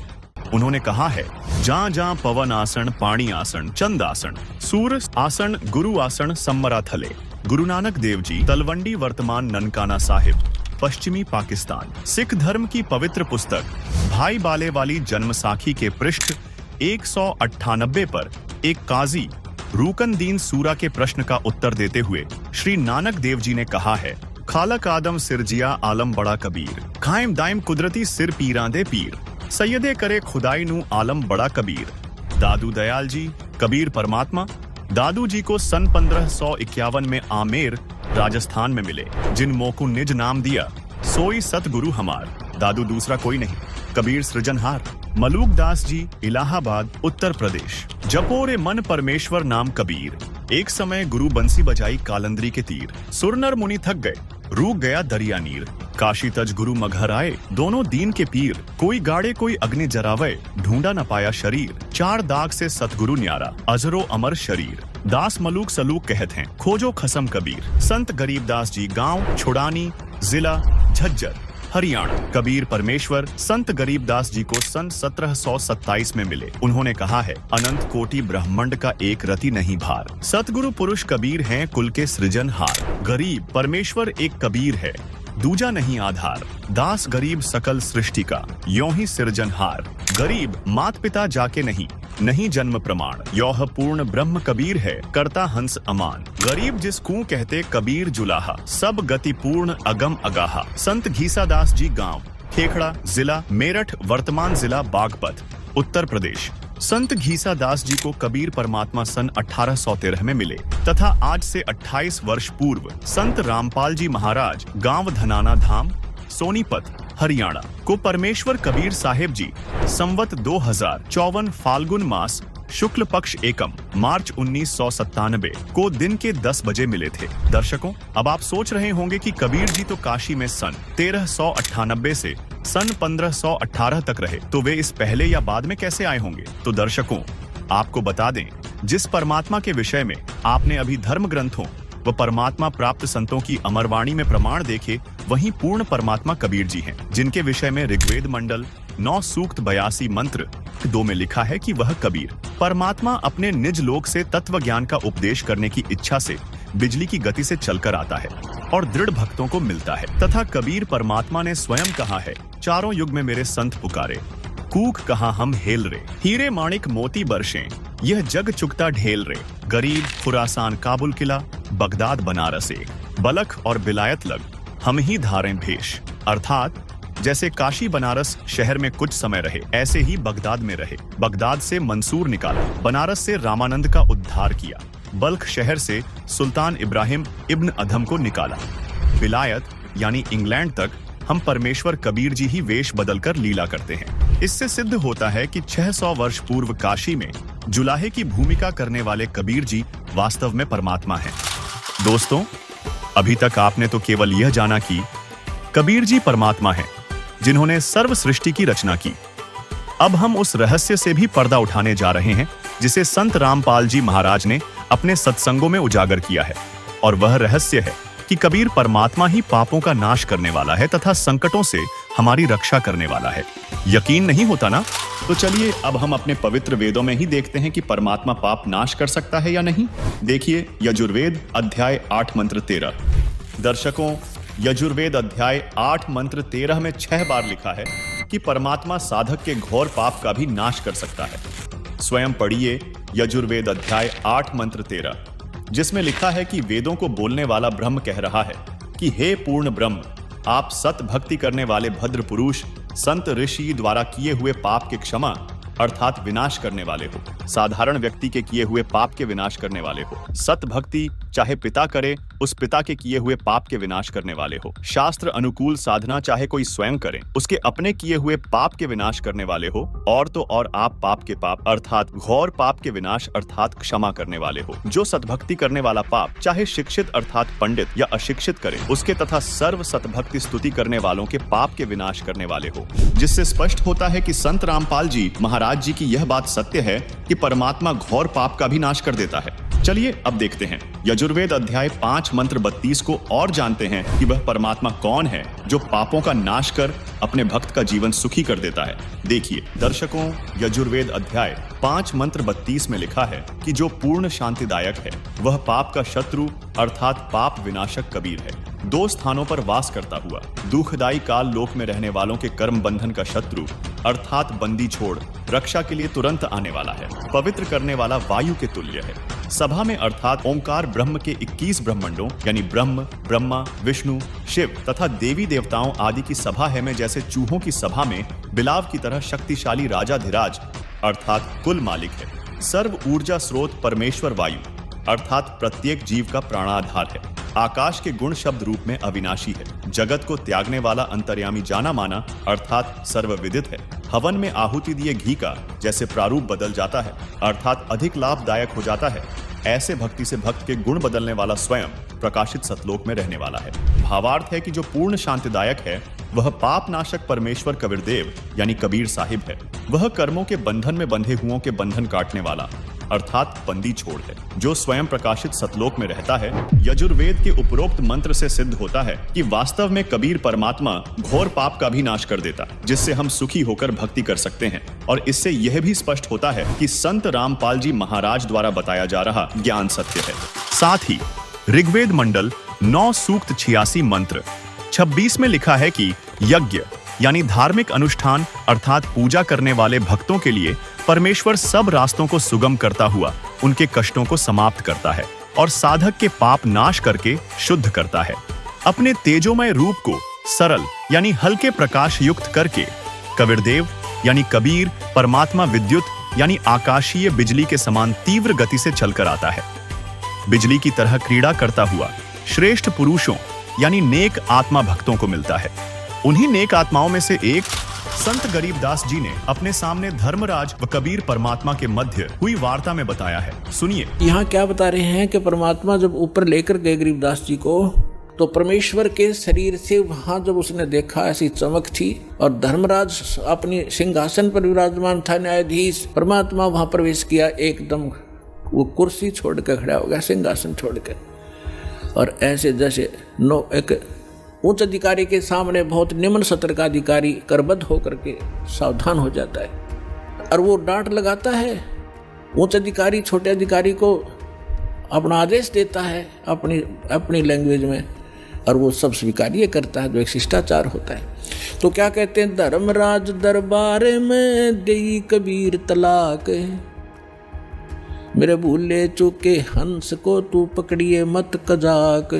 है जिस धर्मराज के सामने ब्रह्मा विष्णु महेश की हिम्मत नहीं जाके को अपशब्द बोल दे, ये तो आप यहीं देख लो अपने चीफ जस्टिस के सामने प्रधानमंत्री की हिम्मत नहीं उसको जाके कुछ, वहाँ प्रधानमंत्री के सामने भी सिंहासन नहीं छोड़ेगा चीफ जस्टिस।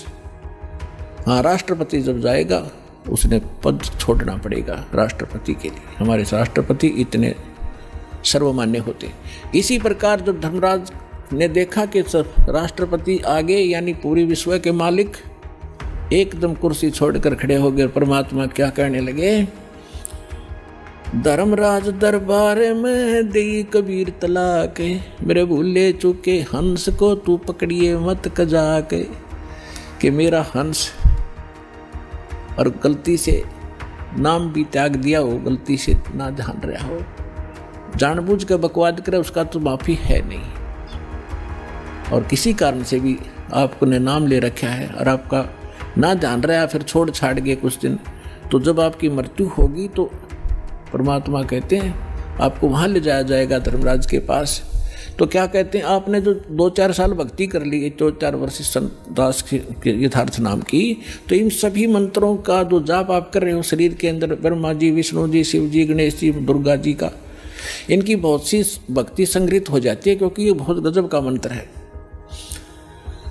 इसके आधार से फिर आपको कोई किसी को विष्णु जी के लोक में कुछ दिन जाना पड़ेगा, वहाँ पर पुण्य खत्म करोगे, फिर वहाँ से पुण्य खत्म होते ही आपको ब्रह्मा जी के लोक में भेज देंगे, वहाँ देवता बन करोगे, फिर विष्णु जी के लोक में, फिर शिव जी के लोक में, अपनी सारी पूंजी नाश करके और फिर नरक लोक में।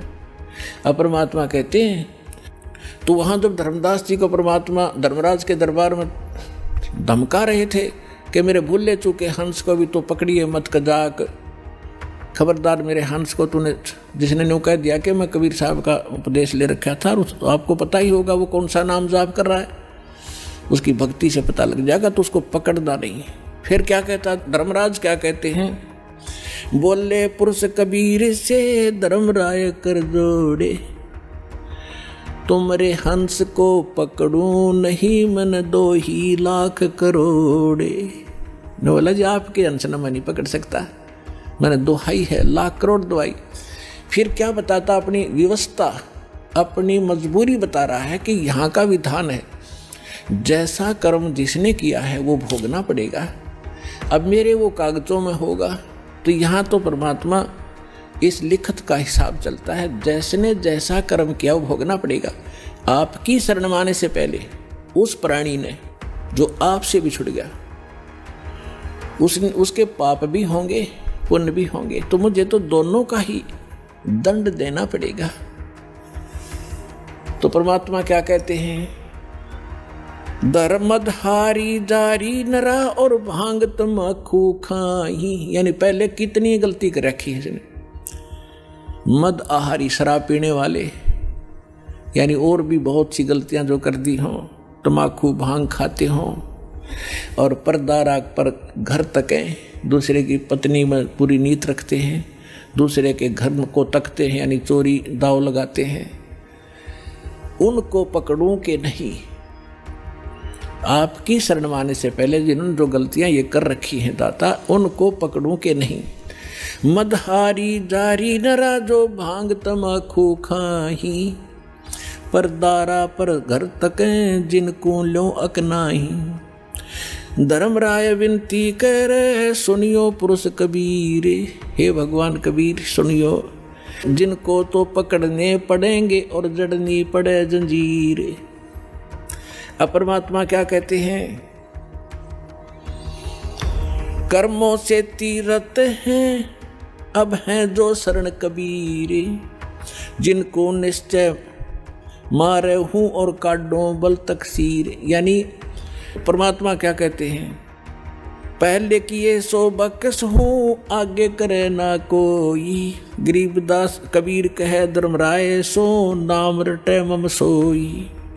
ये करम वरम ब्रह्मंड के मैं पल में करहूँ नेश, जिन हमरी दो ही दी सो करो हमारे पेश।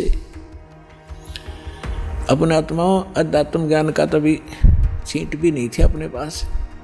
इस जैसे आप देखते हो प्रत्येक देश में, प्रत्येक देश का एक राजदूत भवन होता है, ऐसे ही परमात्मा ने प्रत्येक ब्रह्मांड में अपना एक राजदूत भवन बना रखा है। और जो यहाँ ऐसा कहता है कि मैं तो ऐसे ऐसे भगवान कबीर साहब का भक्त हूँ और आप मेरा निर्णय, मेरा कोई अकाउंट नहीं कर सकते, तो परमात्मा कहते हैं कर्म भ्रम ब्रह्मंड के मैं पल में कर हूँ नेस, 1 मिनट में नष्ट कर दूंगा तेरे, तूने ये बकवास जो इस जीव से करवा रखी है, तूने करवाए सारे उल्टे कर्म इससे, अज्ञान भर के इसके अंदर। और जिसने मेरा नाम लिया, मेरी दुहाई दी के इस हृदय से जो पुकारेगा वहाँ के, मैं तो भगवान कबीर साहब का शिष्य था, उनका बच्चा हूँ, आप मुझे कैसे ले आए यहाँ पर।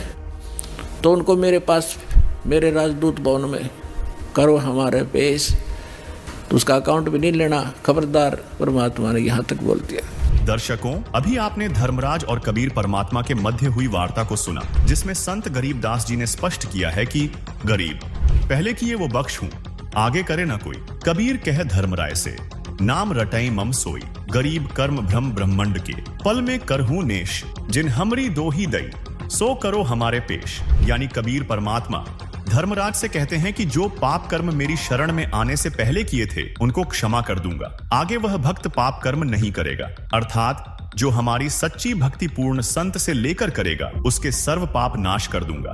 तथा कबीर परमेश्वर ने पुनः कहा कि इस काल लोक के सर्व संचित वर्तमान व प्रारब्ध कर्म जो भ्रमित करके कराए गए हैं, मैं अपने भक्त के उन सब पाप कर्मों को एक क्षण में नष्ट कर दूंगा। जिन्होंने मेरी दुहाई दी है, यानी पुकार कर कहा है कि हम कबीर परमेश्वर के भक्त या भक्तमती हैं, उनका हिसाब अर्थात कर्मों का लेखा जोखा भी तू मत लेना, बल्कि उनको मेरे दरबार में त्रिकुटी पर बने सतगुरु स्थान पर पेश कर देना। उनके कर्मों का हिसाब मैं स्वयं करूंगा।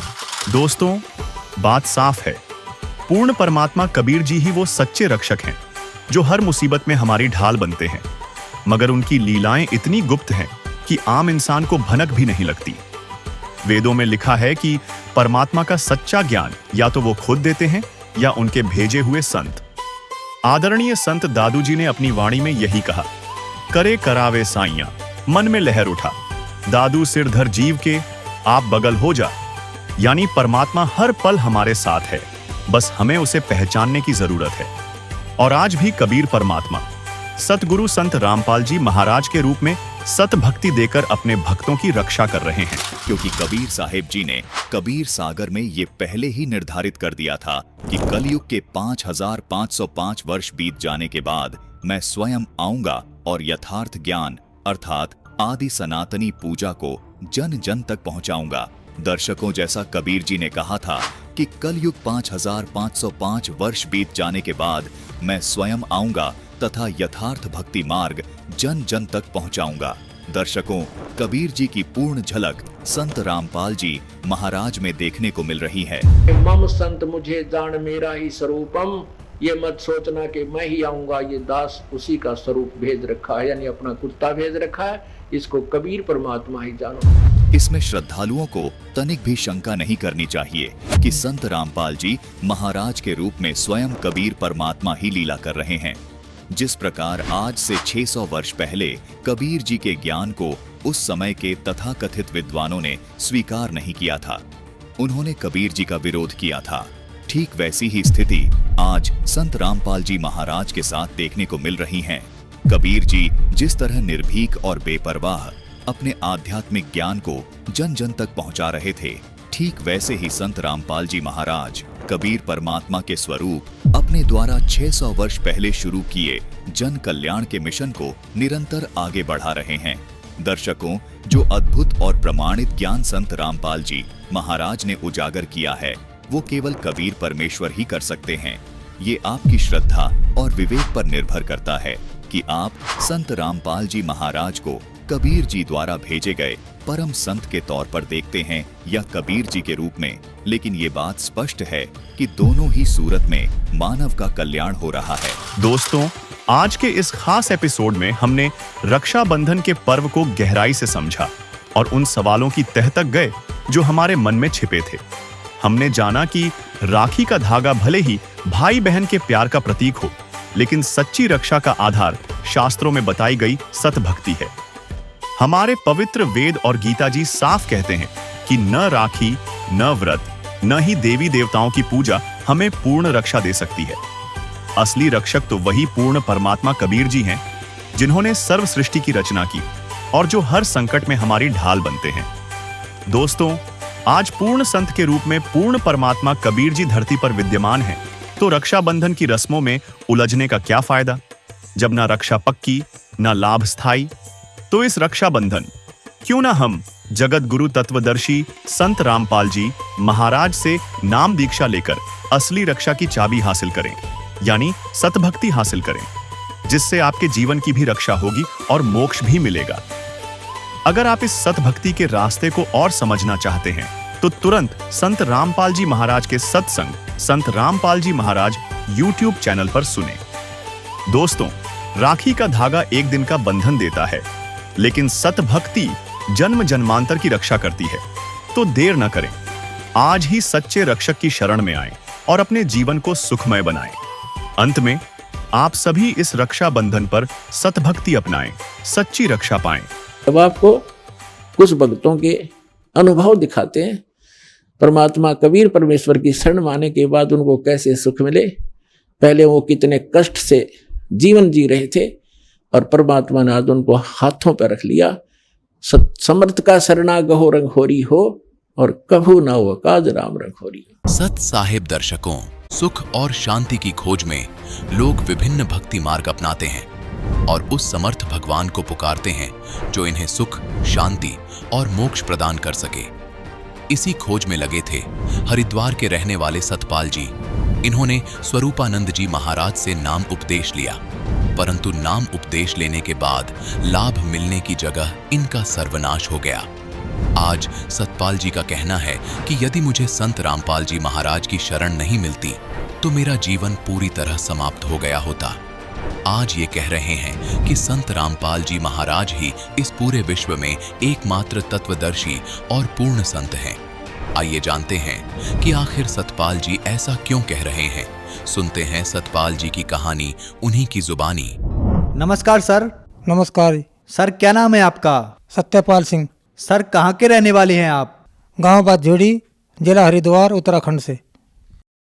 संत रामपाल जी महाराज से नाम दीक्षा आपने कब ली? ये संत रामपाल जी महाराज से हमने 12 जुलाई 2013 को। संत रामपाल जी महाराज से नाम दीक्षा लेने से पहले क्या आप कोई भक्ति साधना भी करते थे? ये मैं नगली वालों से जुड़ा हुआ था जी। स्वरूपानंद जी महाराज जो नामदान था वहाँ पे नगली में, तो आश्रम में जब मैं शुरू में गया तो उन्होंने मुझे कहा वो तुम्हें दिखा कर लाते हैं, वहाँ एक गुरु आया है। तो फिर मैं चला गया जी उनके पास। उन्होंने मुझे नामदान दिया और उन्होंने कहा कि मेरे पास बैठ जाओ। उन्होंने मेरे कान में फूंक मार के अरे बस ये कह दिया जाओ हमने तुम्हें नाम दे दिया। मैंने पूछा जी आपने क्या कहा? कहने लगा वो तो मैंने आपके अंदर फीड कर दिया। मैंने कहा जी मुझे तो आवाज़ ही नहीं आई। कहने लगे नहीं मैंने वो नाम शब्द दे दिया आपको। फिर उसके बाद वो कहने लगे दोबारा जब मैं गया, मैंने कहा गुरु जी हम आए हैं वहाँ से। तो फिर वो ऐसी अवस्था में पड़े थे कि वो बोल सके ना हमें कह सके। तो तीसरी बार हम गए, तीसरी बार उनका शरीर पूरा हो गया। ऐसा करके तो मैं नामदान लिया था जी वहाँ से। उसके बाद मैं 20-22 साल भक्ति करता रहा जी। भक्ति करते करते ही मेरा वो क्या नाम, मैं एक बड़े लड़के की शादी करी थी जी। उससे 10 दिन बाद ही मेरा छोटा लड़का और एक भतीजा मेरे दोनों ख़त्म हो गए जी, एक्सीडेंट में मारे गए। फिर कहने लगे जी चलो बड़ा चला गया, फिर अगले साल तुम्हें भगवान दूसरा देगा, छोटा आ जाएगा जी। फिर पोता होया जी मेरे। फिर उसके बाद वो पोता भी ख़त्म हो गया 3 दिन के बाद। फिर मैं 4 महीने मुझे होश नहीं आई, मैं ऐसे पड़ा रहा चेत अवस्था में। जो भी आता था कहता था सतपाल ऐसे तो तू मर जाओगा। कहने लगे अब भी सोच ले कुछ दिमाग में, इसे बात को निकाल दे। मैंने कहा जी मुझे नहीं पता कुछ क्या हुआ क्या नहीं। फिर कुछ दिनों बाद ही मेरा छोटा भाई था जी, 4 लड़के और 1 लड़के, उन्हें छोड़कर वो भी ख़त्म हो गया जी। अब मैं अकेला रह गया। मुझे ये नहीं पता रहा कि तेरा शरीर है भी नहीं है। मैं काफ़ी दिनों भटकता रहा। मेरे पर ऐसे ऐसे कर्म करवाए जो मैं नहीं कर सकता। आज मैं उन कर्मों को सुन कर रोता हूँ और मेरे याद आ जाता है। कहीं कहीं ले जाकर मुझे कहने लगे वो बकरा मांग रही है, वो मुर्गा मांग रही है। मैंने कहा मैं तो हाथ भी लगाता, जब मैंने अंडे तक भी नहीं हाथ लगाया, मैंने बीड़ी तक नहीं पी। और मैं इन चीज़ों को कैसे कर सकता हूँ? मैं दूसरे आदमी को पैसे दे दे कर उन्हें वहाँ पर भेजा और मेरी वो भी स्वीकार नहीं हुई। मुझे कह दिया, कहने लगे ये नहीं अभी नहीं मान रही, इसके बाद तो तुम्हें और कुछ करना पड़ेगा, नहीं तो अब तुम्हारा नंबर है 4। तो इन्होंने चले गए, फिर इसके बाद तुम भी जाओगे। मैंने कहा भाई चलो। अब इसी तरह एक वो मैं थोड़ा सा मुझे कुछ आराम सा हुआ। आराम होने के बाद कहने लगे भाई जब तेरी सारी समस्या इतनी है चलो तुम्हें नगली दरबार में ले चलते हैं, वहाँ गुरुजी से बात करेंगे। अब वे मुझे लेकर चले गए वहाँ। कहने लगे जिनकी समस्या इस तरह है आप देखो जी। उन्होंने मुझे बताया, कहने लगे जी आप माता का पाठ करवा लो। मैंने कहा जी माता का पाठ कैसे करवा लूँ मैं? पिताजी कहाँ जाएंगे जब हमने इतने दिनों तक पिताजी को मान रहे, भक्ति करते आ रहे। तो उन्होंने कहा जी मुझे, कहने लगे वो कहना नहीं भाई ये तो करवाना पड़ेगा, देखो बिना इसके तो चलने का नहीं काम। मैं कहा जी कितना खर्चा आएगा? उन्होंने कहा जी 7,000 रुपये तो इसके पाठ के होंगे और 3,000 रुपये इनके होंगे जो 3 आदमी जाएंगे। मैंने कहा जी मैं तो 10,000 रुपये नहीं दे सकता, मेरे पास तो इतने है भी नहीं। फिर वो कहने लगे भाई फिर चल। मैं कहा जी आपकी तो थ्योरी कुछ और कह रही है जी, प्रैक्टिकल कुछ और है, आप ये बताते ही नहीं क्या कौन सी भक्ति है कौन सी नहीं। कहने लगे जी क्यों तुमने कहाँ देखी गलती? मैंने कहा गलती आप जो आरती गाते हो हरिओम जय श्री जगतारण, उसमें लास्ट में एक लाइन आती है भक्ति प्रभाव मिटी सकल धर्मदास की पीर, कोटि जन्म के पुण्य से सतगुरु मिले कबीर। मैंने कहा जी कबीर साहब कहाँ मिलेंगे? भाई जहाँ मिलेंगे वहाँ चला जाए, हमारे पास इतनी है। मैं कहा जी आपने महिमा तो ये लिख रखा। फिर मैंने कहा जी मैं तो इस डर के मारून जा रहा। मैं कहा जी कभी और को ज़्यादा हो जाए गड़बड़ कुछ। कहने के बस भाई अब चला जा तू जहाँ तुझे जाना चाहे जी। मैं तो एकदम इतना हैरान हो गया सुनकर। देता इन्होंने पूजवाया, सारे त्यौहार इन्होंने करवाए, सारे गंगा में नहा लो, वैष्णो देवी चले जाओ, फलाना चले जाओ जी, ऐसे ऐसे करवाए। और फिर मैं उसके बाद भी मुझे कोई फायदा नहीं हुआ। सर आपने बताया कि आप स्वरूपानंद जी से जुड़े हुए थे तथा उनकी भक्ति लेने के बाद आपको कोई लाभ नहीं हुआ, बल्कि आपके पूरे परिवार का सर्वनाश हो गया। आपकी आंखों के सामने आपकी बेटे की मौत हो गई, आपके माताजी, पिताजी, भतीजा और पोते की सबकी मौत हो गई। तो फिर संत रामपाल जी महाराज के बारे में जानकारी आपको कहाँ से मिली? चैनल पे सत्संग चल रहा था जी। मैं भी एक पड़ोस के घर में बैठा हुआ था, मुझे तो उस बारे में पता भी नहीं था।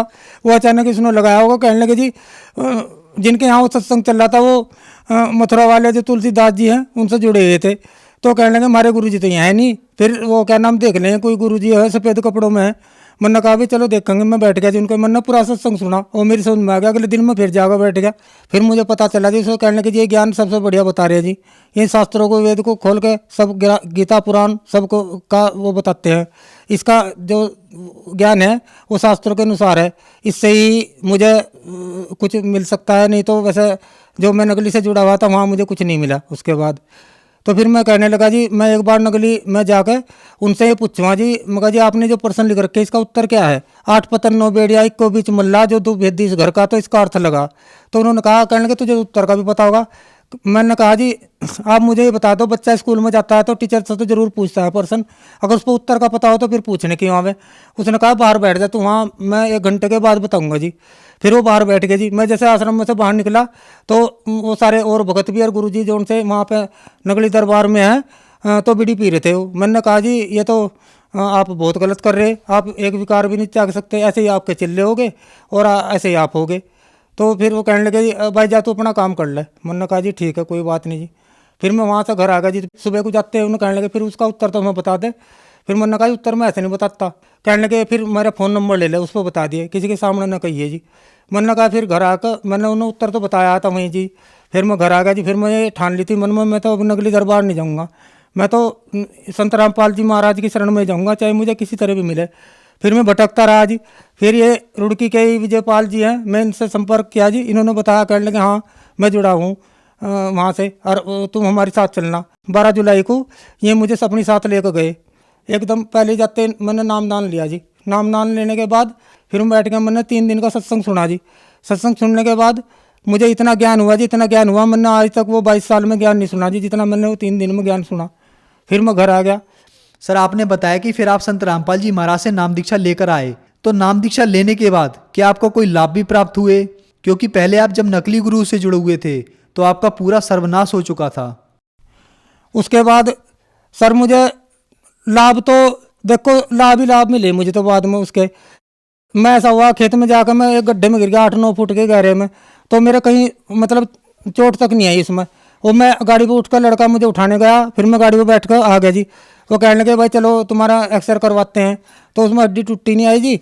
मैं जबकि काफ़ी वजन था उसमें, साइकिल भी मेरे ऊपर गिरी। तो फिर वो मैं डॉक्टर के पास उसमें एक्सरा करवा कर उसने कहा कोई बात नहीं है इसमें भाई, लग तो रहा मुझे बाल सा। फिर उसने बहका कर लड़के को और अपना मेरा वो कर दिया, प्लास्टर चढ़ा दिया। मैं घर बैठा रहा। मैंने कहा जी कुछ भी नहीं होना कहा अब तो मेरे को। मैं घर बैठा रहा तो मैं लड़के को कहा एक को, कहने लगे जी वो अब क्या कर सको तुम? मैंने कहा भाई कुछ तो भी घर बैठा हुआ कुछ ना कुछ तो हुआ। उसने एक छोटी सी दुकान में सामान ला कर रख दिया जी। मैंने वो सामान रखा जी, मैं वहाँ बैठा बैठा रहा जी। आज वो दुकान छोटी सी दुकान है जी, मुझे इतना फल दे रही है, इतने फल दे रही है, मेरे सब काम सिद्ध हो जाते हैं।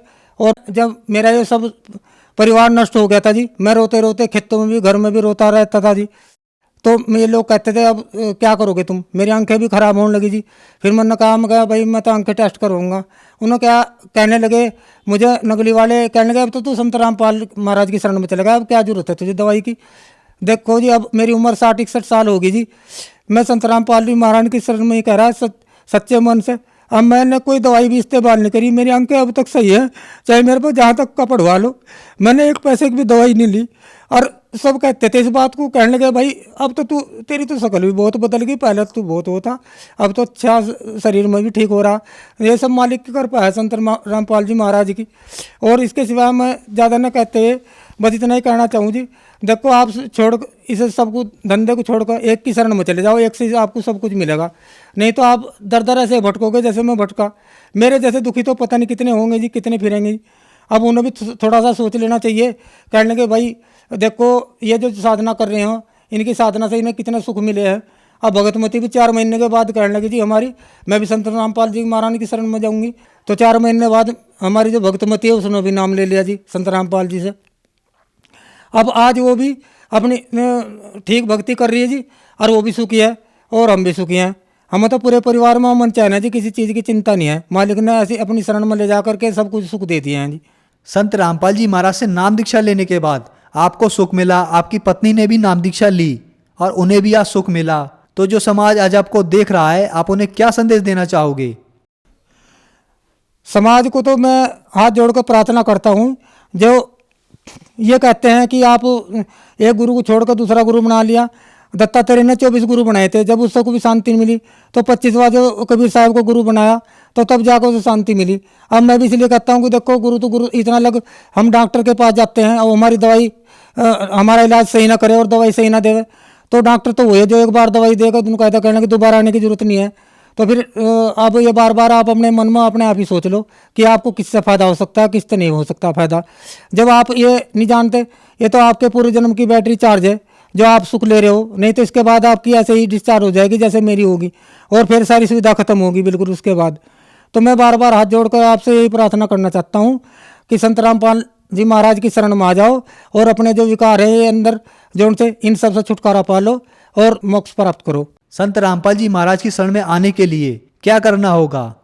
संत रामपाल जी महाराज की शरण में आने के लिए आप ये जो कई चैनल पर प्रोग्राम आता है इनका, शाम को चैनल पर भी आता है, तो आप देखना खोलकर पूरा सत्संग सुनना और सत्संग सुनने के बाद ही आपको विश्वास हो जाएगा कि ये कौन सा ज्ञान बता रहे हैं। और ज्ञान सुनने के बाद आपको नीचे अगर उनसे जुड़ना हो तो नीचे पट्टी आती है जो उस पर नंबर आते हैं, आप उन पर SMS कर पुस्तक भी निःशुल्क मंगा सकते हो, जीने की राह और ज्ञान गंगा भी। पता ना चले तो किसी गांव में ही जो संत रामपाल जी से जुड़े हैं उनसे संपर्क करके और जहाँ पर सेंटर है वहाँ से आप नामदान ले सकते हैं। ये तो जगह जगह नाम स्थल खुले हुए हैं सब जिलों में और सभी भक्तों को नाम वहीं पर दिया जा रहा है अब। धन्यवाद सर। सत साई। तो पुण्यात्माओं,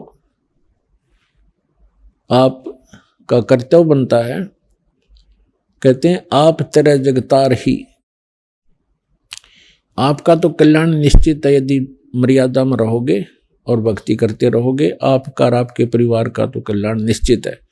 लेकिन आपका ये भी कर्तव्य बनता है, फर्ज बना है, भूले न राह बतावे। जिसको ज्ञान नहीं है, भटक रहे हैं, उनको कोशिश करें समझाने की, लेकिन प्यार से। किसी को आप समझाने की चेष्टा करोगे उसको एक बार तो कड़वा लगेगा। आपको भी ऐसा ही महसूस हुआ होगा प्रारंभ में, हमें भी ऐसा ही लगा था। जैसे गोरखनाथ जी को परमात्मा ने कहा था, गोरखनाथ मैं सबका गुरुआ, मैं सबका गुरु हूं पूरे विश्व का। तो गोरखनाथ जी कह रहे थे आपका तुमरा वचन मोह लाग गए कड़ुआ। आप जो कह रहे हो ना अपने आप को मैं सबका मार्गदर्शक हूँ, गुरु हूँ, ये बात मुझे अच्छी नहीं लगती, कड़वी लगती है, बुरी लगती है। तब परमेश्वर ने कहा था कि कड़ुआ लगे सो मीठा होई, हमरी बात पतीजा जोई। हमारी बात पर विश्वास करोगे तो आज जो आपको कड़वा लग रहा है एक दिन मीठा होगा। तो पुण्यात्माओं, आपका कर्तव्य बनता है इस परमेश्वर के सच्चे ज्ञान को अपने भाई बहनों पूरे विश्व के सभी हम एक वहाँ तक पहुँचाओ, जन जन तक पहुँचाओ। हम सभी एक परमात्मा के बच्चे हैं। हम अपनी अनजानपने में भिन्न भिन्न हो गए, गलत गुरुओं ने हमें बांट दिया, तो हम फिर एक हो सकते हैं। इस परमात्मा के ज्ञान को जन जन तक पहुँचाओ। यहाँ आश्रम से जो प्रचार की सामग्री ले जाओ और कोशिश करो सब तक पहुँचाने की। आपको एक और विशेष उपकार होगा, आत्म प्राण उद्धार ही ऐसा धर्म नहीं। और एक जीव को काल के उस पाड़े ते छुटवा के सतलोक आश्रम में जोड़ने का इतना पुण्य होगा जैसे करोड़ गऊओं को कसाई से बचाने का एक पुण्य होता है।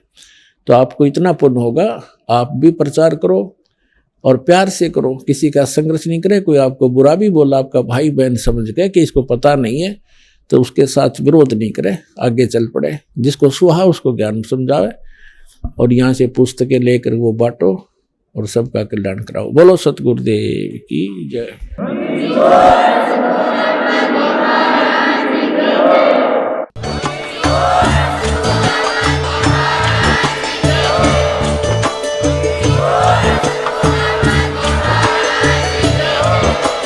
आप सुन रहे थे जगत गुरु तत्वदर्शी संत रामपाल जी महाराज जी के मंगल प्रवचन। अधिक जानकारी के लिए विजिट कीजिए हमारी वेबसाइट www.jagatgururampalji.org। संत रामपाल जी महाराज जी के शुभ आशीर्वाद से पूरे विश्व भर में 500 से भी ज्यादा नाम दीक्षा केंद्र हैं, जिन पर संत रामपाल जी महाराज जी द्वारा ऑनलाइन निशुल्क नाम दीक्षा दी जा रही है। अपने नजदीकी नाम दीक्षा केंद्र का पता करने के लिए संपर्क करें 8222880541।